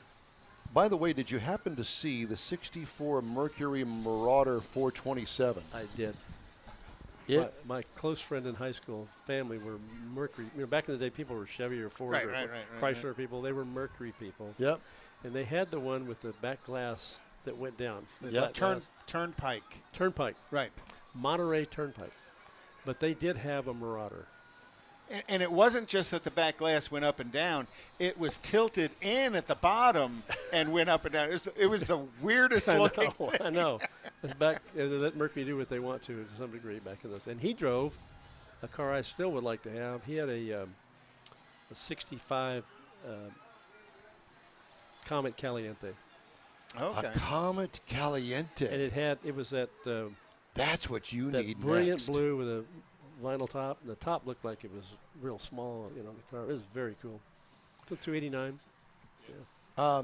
That's what I need next. Yeah. How is the collection? We'll look for one for you. Collection's doing well. Bought a couple of late model cars. You did? What'd you get? An elderly gentleman down the street from us in Conroe had a 2012 Mercedes 350. You talked about that last time you were on. Yeah. Okay. So I ended up buying the car. It is just a really good car. And I'll tell you the story about it. He smoked, but not in the car. So he sits in the garage, you know, and he smokes, and it got into the top. So we had it treated, and shampooed the carpet, the headliner, and so on and so forth. It was just a faint aroma odor. Yeah. And so, what did you do? Well, I don't like the pine tree and all that smell and stuff in there. Sheila wears a perfume called Laugh. Oh, God. So I took the filter out. We put a new filter in, and I sprayed it 2 or 3 times and put it back in. So it smells like Sheila every time you turn on the air conditioning. But when I drive it, I get a correction. Is that for the traction? I'm sorry, we must have had an audio problem there. I'm back. And that's got the 3 on the tree. No. No, it doesn't, but it could. It could, It does, yeah. All right, so I'm sorry, Sheila, if you're listening. Great story. Great story. that is. No, he's not. Going, I can't believe he See, says what you didn't realize is that's all on camera. Yeah. Oh, wow. That camera right there. It's good. Well, then you can see it, too. It's just YouTube. Oh, just YouTube. 8.5 million viewers. Yeah, later. It's pretty late in life for me to lose my career, so No, you're not gonna do that. I'm good. I'll skid past that. Now I want to talk to you about drag racing and the news that reached worldwide today, or this week anyway. It's the big block. Let's behave. That Baytown is closing. Yep. After next year's Spring Nationals. It's actually supposed to close after this one, the one we just had. Well, it Was supposed to? Yeah, it was originally planned that way. Yeah, but the property sold some manufacturing group, as I understand it, from South Angel, and COVID slowed their project down, so they leased it back for another year. Yeah, they bumped it. Okay. Right. Yeah, and so that was good. I think after they settle in, they're still going to go on with the sale. The Angels are not going to build another track. They're out of the business, so I don't know what's going to happen in Houston. Well, but I was thinking about that, and there was a time between Houston International Speedway down on the Gulf Freeway and the Baytown track. There was a gap. There wasn't a a drag strip here in town, and quarter mile, right? I'm hoping that somebody will step up to the plate, and it's going to be the Stan Holtz Raceway. Well, could be. It's all kind of going to 8th Mile. Yeah. Not class racing like we do. Right. It's all kind of going to 8th Mile, and which I don't care A for. little bit driven by the television series Right. of Street Outlaws, All that. the That's No where- Prep Kings guys. That's where the fan base is going. right, right. You know, Well, because it's younger. it is, and that's where it's headed. So I don't know where Top Fuel and all that stuff is going to go. You know, Well, I thought for sure that, Texas Motorplex would take that spring date. We used to have 2 dates here. Right. Why not give them a spring and a fall date up there? At least it keeps it central and it keeps it. do they have a drag strip? I don't know. I've never been there. You've never been to the you've Texas never been to Motorplex? Ennis? I've been through a NASCAR race there. No. Not Texas World Speedway. Oh, that Ennis. Motorplex. Yeah, Oh, yeah, oh, Ennis. mm. Ennis. Yeah, I think I'm trying to put that track out of my mind. Okay. Must be Well, because fun you memories. didn't There's have probably good- a story behind Because that. you we didn't don't have good wanna- luck there, or what? No, it's I a dry do, county. I do very well there, but they deserve it there. This is not taking care of the facility, Ennis is a dry county too. and that doesn't stop us. No. But doesn't even slow us down. You just can't buy it. Doesn't mean you can't bring it with yeah, you. but they sell. They get a license to sell at the race and so forth, beer. But they're just not taking care of the facilities, That's too and bad. the racers don't enjoy racing there. Well, when Billy Meyer built that track, it was the latest state of the art, yeah. and it was very Oh, nice. But yeah. they don't put any money Yeah, into it. I probably burned a bridge just now because the track manager and I are out there are friends, and I always get a good parking spot. But in the dust bowl back in the back, I mean, I would just keep going. They say that they're going to put a lot of paving in it and step it up, and that may be their thinking because Houston's going away. Right. If they could get 2 a year, That's and an I think opportunity for them. The Yeah. other day. 2 a year yeah. would work. Well, for the track. I read that they were considering other tracks that I've never even heard of before. I know that there are, still a smattering of tracks across the United States that I guess are capable of handling a national event at a quarter mile. But it just makes sense to me that the Motorplex would take the spring date because Houston used to have a spring and fall race. And I don't know whether they had a spring and fall race up in Dallas or not, but they certainly could. Who wouldn't want a spring and fall day up I there? hadn't thought about it until just now. A track I really like is that little Alamo track in San Antonio. Yep. The one right there Right along the I-10. Speedway? Yeah, right Yeah. there in I-10. Yeah, but it's not real big. I No. mean, as far Well, as they're- the surrounding They facilities. have a lot of space, and I had talked about it one time with my sons about putting the Lupis on the freeway right there, which would make payments all year long, and then make it an NHRA track. There was a deal Breaking news. with Breaking news. NHRA. I understand. I haven't read this from NHRA, but NHRA, the Dallas Ennis track and the Houston track, in their agreement, there could not be another track in Texas for a national event track. Wow. So since Houston's going away, It leaves an that opportunity. track has been tied up in litigation since its conception. I have not been to a lot of tracks across the country, but I do understand there are quite a few tracks that are in need of the maintenance and they in are. need of the extra money put in there for the investment. That's what I understand. So there's an opportunity there. Why is NHRA not kind of like pushing back?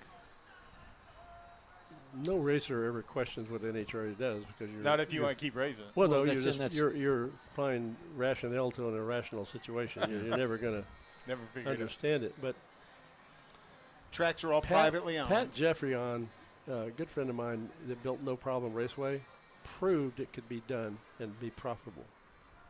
And he started out, this is going to be a racer's track. I said, Pat, you'll be like the rest of them in 2 years. He said, no, I won't. And he didn't. It was all about the racer. He's the first one that I know of to put a bar in the bottom of the tower. And he sold every drink, from Crown Royal to whatever you want to drink for $3. Oh, wow. He did a crawfish boil on Friday nights. Nobody left the track. If you weren't a drinker, he'd have a gambler's race. The money you put in, the winner won it all. The track didn't get anything. But he kept it manicured and neat and sharp, and Pat was everywhere at that track. And the races would sell out. They would do the Sports National would sell out. Well, they didn't have a whole lot of seating, though. Oh, they can park 800 rigs out there. Oh, seating. Oh, but they had all they needed because points races have never been known for drawing big crowds. Right, Yeah, right. it's the racers that it's But about. the not point is, if you took a track like the Alamo track and you ran it properly and fixed it up properly, it'll be a build that they will come, is my opinion. Right. Well, it's been a couple of years, but I actually been down that track a couple of times and covering some events and stuff. And it was it's from great, that perspective, it was great. A great track. The story is that the land at the end of the track, where the sand pit is, they need another 200 feet to run top fuel cars there. And the guy that bought it couldn't get along with the farmer who owned that Last land. 200 feet. And he bowed his neck and put cows out there. Said, you're not going to have it. Not going to happen. So it went bankrupt, and all the financial issues and so forth that those things go through, and it's never happened. So some sharp business guy needs to go in there and say, look, you're going to be a partner in this thing. You're going to get a percentage of what this does, and you're going to get tickets at a national event and so on and so forth. Just think about where it is. You're 30 minutes from one of the coolest towns in this whole country. You're only, 2.5 hours from here. And they're not going to be building homes out there because there's no homes out there. No, and there's plenty of places to build homes. Right. Mm-hmm. But I think really if you had even if it wasn't a Lupi's, Lupi's we know will work. But everywhere. Look how close that is to where you're going for that experience, the San Antonio experience. You got a Lupi's, you can stop there on the way going or on the way back. And you've got good metropolitan draw from San Antonio, from Houston, from Austin, from Corpus, all of those people. I said, and then they had a gas station next door. You don't have to do Buc-ee's, but a really nicely run gas station. It's just the way you could do all that before you get into San Antonio. But it's making money 365 days a year, right? Not just right. That the property is generating revenue. There's car shows and concerts, and there's so much you can do. And charging stations. I don't think Stan was listening to all of our EV stuff. Yeah, I wasn't. I can't. Car and Driver. I just got my last copy of that. It was the EV of the year. Was a Mustang. So. Yeah, and that's why it was the last copy. This is. I don't have a chauvinistic bone in my body, but they have a female editor now. Yes, they do. And it has changed its dynamic. It's speaking to a different person. Mm-hmm. So. I don't know. I think that, you heard that Tesla ran a 950 at 150 at a drag strip. Wow. Ford is coming out with a gasoline scent to put in your electric vehicle in case you missed that. I would have to get a wrapper odor. to put some teeth in that grill. It looks like a. Yep. Exactly. We talked about that earlier. It's just flat, like there's no grill there. Like it's been neutered. Like a P-51 or something. Well, yeah, something. Pick your grill. We'll put it on there for you. What were those guys in Popeye called the goons? They had the hair around their ankles, and they had no mouth. Yeah. Remember that? Yeah, that kind of thing. Wow. My son has one. He loves it. Great car. Yeah. Okay. Well, hey, thanks for having us back out here. We love the Buick. Thank you. We're racing in Topeka, Kansas this coming weekend. Okay. Just a little plug for Lupi Tortillas. Yep. Got to say hello to the Emmons, as I always do. Jerry was watching earlier. Was he? Jerry was on. Oh, the nice one. That's really nice. the one that puts the trophies back behind his head floating while we're wallies. talking. Yeah, floating wallies. Floating wallies. Stan, it's always good to see you. Thanks so much. Thanks for having me. Thanks for doing this. Yeah. No, thank you very much. We appreciate it. We had a great turnout again today. Nice. Yeah, it was really stupid. And the numbers and the types of cars, and it's an ever-evolving crowd that you have here. Yeah, we talked to some guys, a couple of them actually, first time here. Oh, really? I brought my old high school friend out here, and he, Nice. Yeah, That's good to hear. So it was fun. But thank you. Well, we're going to brainstorm when you guys get finished working today about the future, what we're going to do, and so forth. So we're ready. Something to talk about. Okay, right. Cool. Yep. Thank you very much. Thanks again. You're welcome. Some of the stories making automotive news headlines. Young consumers have been the most affected by the current shortage of available vehicles when looking to make a purchase. That, according to a study by GFK Auto Mobility released Tuesday. Wow. Those in the 18 to 29 year age group were the most likely to change the purchase plans or opt for a different vehicle. Older consumers are showing they have the resources to wait out today's shortages, while younger buyers need to replace their vehicles quickly, sometimes by opting for a used or pre-owned car. So nice. I remember they used to talk about the subscription which you could swap your car out, but I guess that's kind of fallen by the wayside.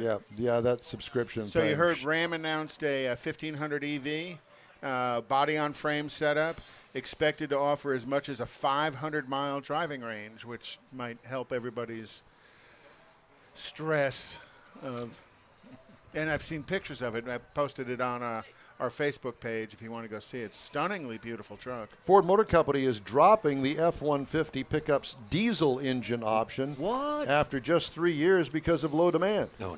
Automaker informed no dealers last week that it would no longer take orders for the 3-liter Power Stroke diesel option after July 16th. The company still offers diesel engines, needless to say, in its Super Duty pickups, and they sell every one that they make. Yeah, they were going to offer a finance rate on the 150, no interest.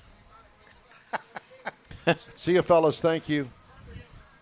HPD Yep. leaving the property. Ford Motor Company is weighing plans to start shipping partially built vehicles I read this. that are awaiting semiconductors or related components to dealerships around the country, a move that, if approved, would place responsibility on its retail network to complete the assembly once the chips are available.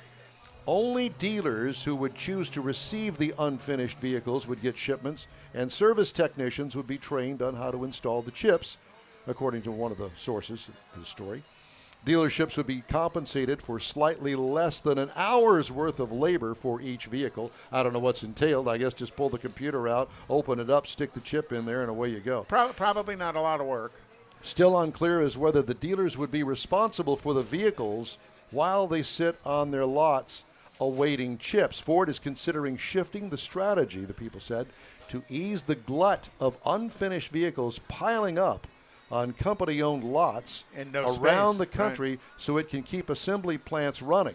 By essentially moving the vehicles now, Ford would be able to get them into consumers' hands more quickly once the chips are ready instead of having to ship them en masse at a later date. So you're saying that there's about $150 is holding up the sale of a $50,000 truck? Pretty much. But, once it gets here, all the dealers are basically going to be doing is storing the vehicles on their lot. Until they get the chips. Well, they say chips. It'll be a module, and they'll just plug the module in. Well, that's because what you I'm got to saying, think. though. If it's an hour's labor to put it in, so maybe the part's, $400, $500, $1,000? That's still $1,000 maybe for a $50,000 truck that you can't buy. We got to take a quick break. We do. Something's wrong. So we're going to take this break right now. We're breaking. We're breaking. Here it is. Houstonian-owned Bayway Chrysler Dodge Jeep Ram has the most sought-after models in the Houston area today. When you're in the market for a new or used vehicle, you now have a place to go. General Manager Lincoln Stahl guarantees Bayway will beat any competitor's written price on the new vehicle you choose or pay you $1,000. Bayway Chrysler Dodge Jeep Ram is easy to get to on Highway 225 near Beltway 8 in Pasadena. Whether it's online or in person, you're welcome like one of the family. Bayway Chrysler Dodge Jeep Ram.com. Tailpipes and Tacos, Houston's premier monthly car cruise-in, returns Saturday, August 21st at 2 Lupi Tortilla Mexican restaurants in Katy and inside the Loop on the Southwest Freeway near Kirby. Tailpipes and Tacos is free and everyone is invited. You'll see collector cars, hot rods, customs, magnificent originals, and resto mods at 2 locations. Cars from all over Southeast Texas cruise in and show off in a friends and family event at the Lupi Tortilla Mexican Restaurant on the Grand Parkway at Kingsland Boulevard just south of I-10 in Katy, and inside the Loop on the Southwest Freeway near Kirby. Drag racer, car enthusiast, and Lupi founder Stan Holt brings you Houston's hottest cruise in. Tailpipes and Tacos at Lupi's inside the Loop on the Southwest Freeway in Kirby, and in Katy on the Grand Parkway just south of I-10, where you'll see the In Real Time Car Show. Get your ride ready and we'll see you at the Tailpipes and Tacos Saturday morning cruise-in at Lupi's in Katy and Kirby, August 21st, 8 to 11 a.m., weather permitting. You see all the new ceramic car wash cleaners on TV now, but John Gray at Gulf Coast Auto Shield has been using ceramic coatings on Houston's most expensive cars for years, and he'll tell you that nothing beats the real thing. Gulf Coast Auto Shield installs a coating over your paint that actually comes with a warranty. If you just picked up your Lambo, your Aston Martin, Porsche, Ferrari, any other exotic car, chances are your car will have company that have already found Gulf Coast Auto Shield. Now, you don't have to own an exotic. Maybe you got a truck, an SUV, or even an older vehicle that needs a little love. Well, let John Gray give it a look and give you an estimate on refurbishing that paint and making your vehicle look new again. How about getting a gift certificate for the wife's birthday or anniversary from Gulf Coast Auto Shield and tell her, honey, I know you love your car, so why don't we get it looking new again? It'll be the best gift ever, one that she'll never forget. Get hold of John Gray at gcautoshield.com or give him a call, 832-264-0670. Gulf Coast Auto Shield. Well, that's a wrap for another episode of the In Wheel Time Car Show. When you're on Facebook, please give us a like, tell your friends about us, and share our junk, if you will. You'll get Conrad's unicorn hunting features along with all things automotive all week long. The In Wheel Time Car Show streams on Facebook, YouTube, Twitch, and on InWheelTime.com. Podcasts available from your favorite podcast outlet. Special thanks to all of our guests today. The In Wheel Time Chief Engineer is the fabulous David Ainsley. Our Marketing Manager and Video Technical Director, we need more Jeff Zekin. We do. For booking agent and podcast man, Mike Out of This World Mars. Yes. His royalty, King Conrad DeLong. I'm Don Armstrong. Be sure and join us each and every Saturday for our 3-hour live broadcast across a multitude of audio and video streaming platforms and podcasts available at your favorite podcast provider. It's a big word. You're on the Smoke and Mirrors Network, and thank you for joining us. Today's show is produced by Frito Bandito. Tonight, join the Gulf Coast Racing Series from Houston Motorsports Park for asphalt racing on the 3/8 mile. Be there. Racing begins at 6 o'clock, and I hope to see you there. So long for now, and we'll see you next Saturday.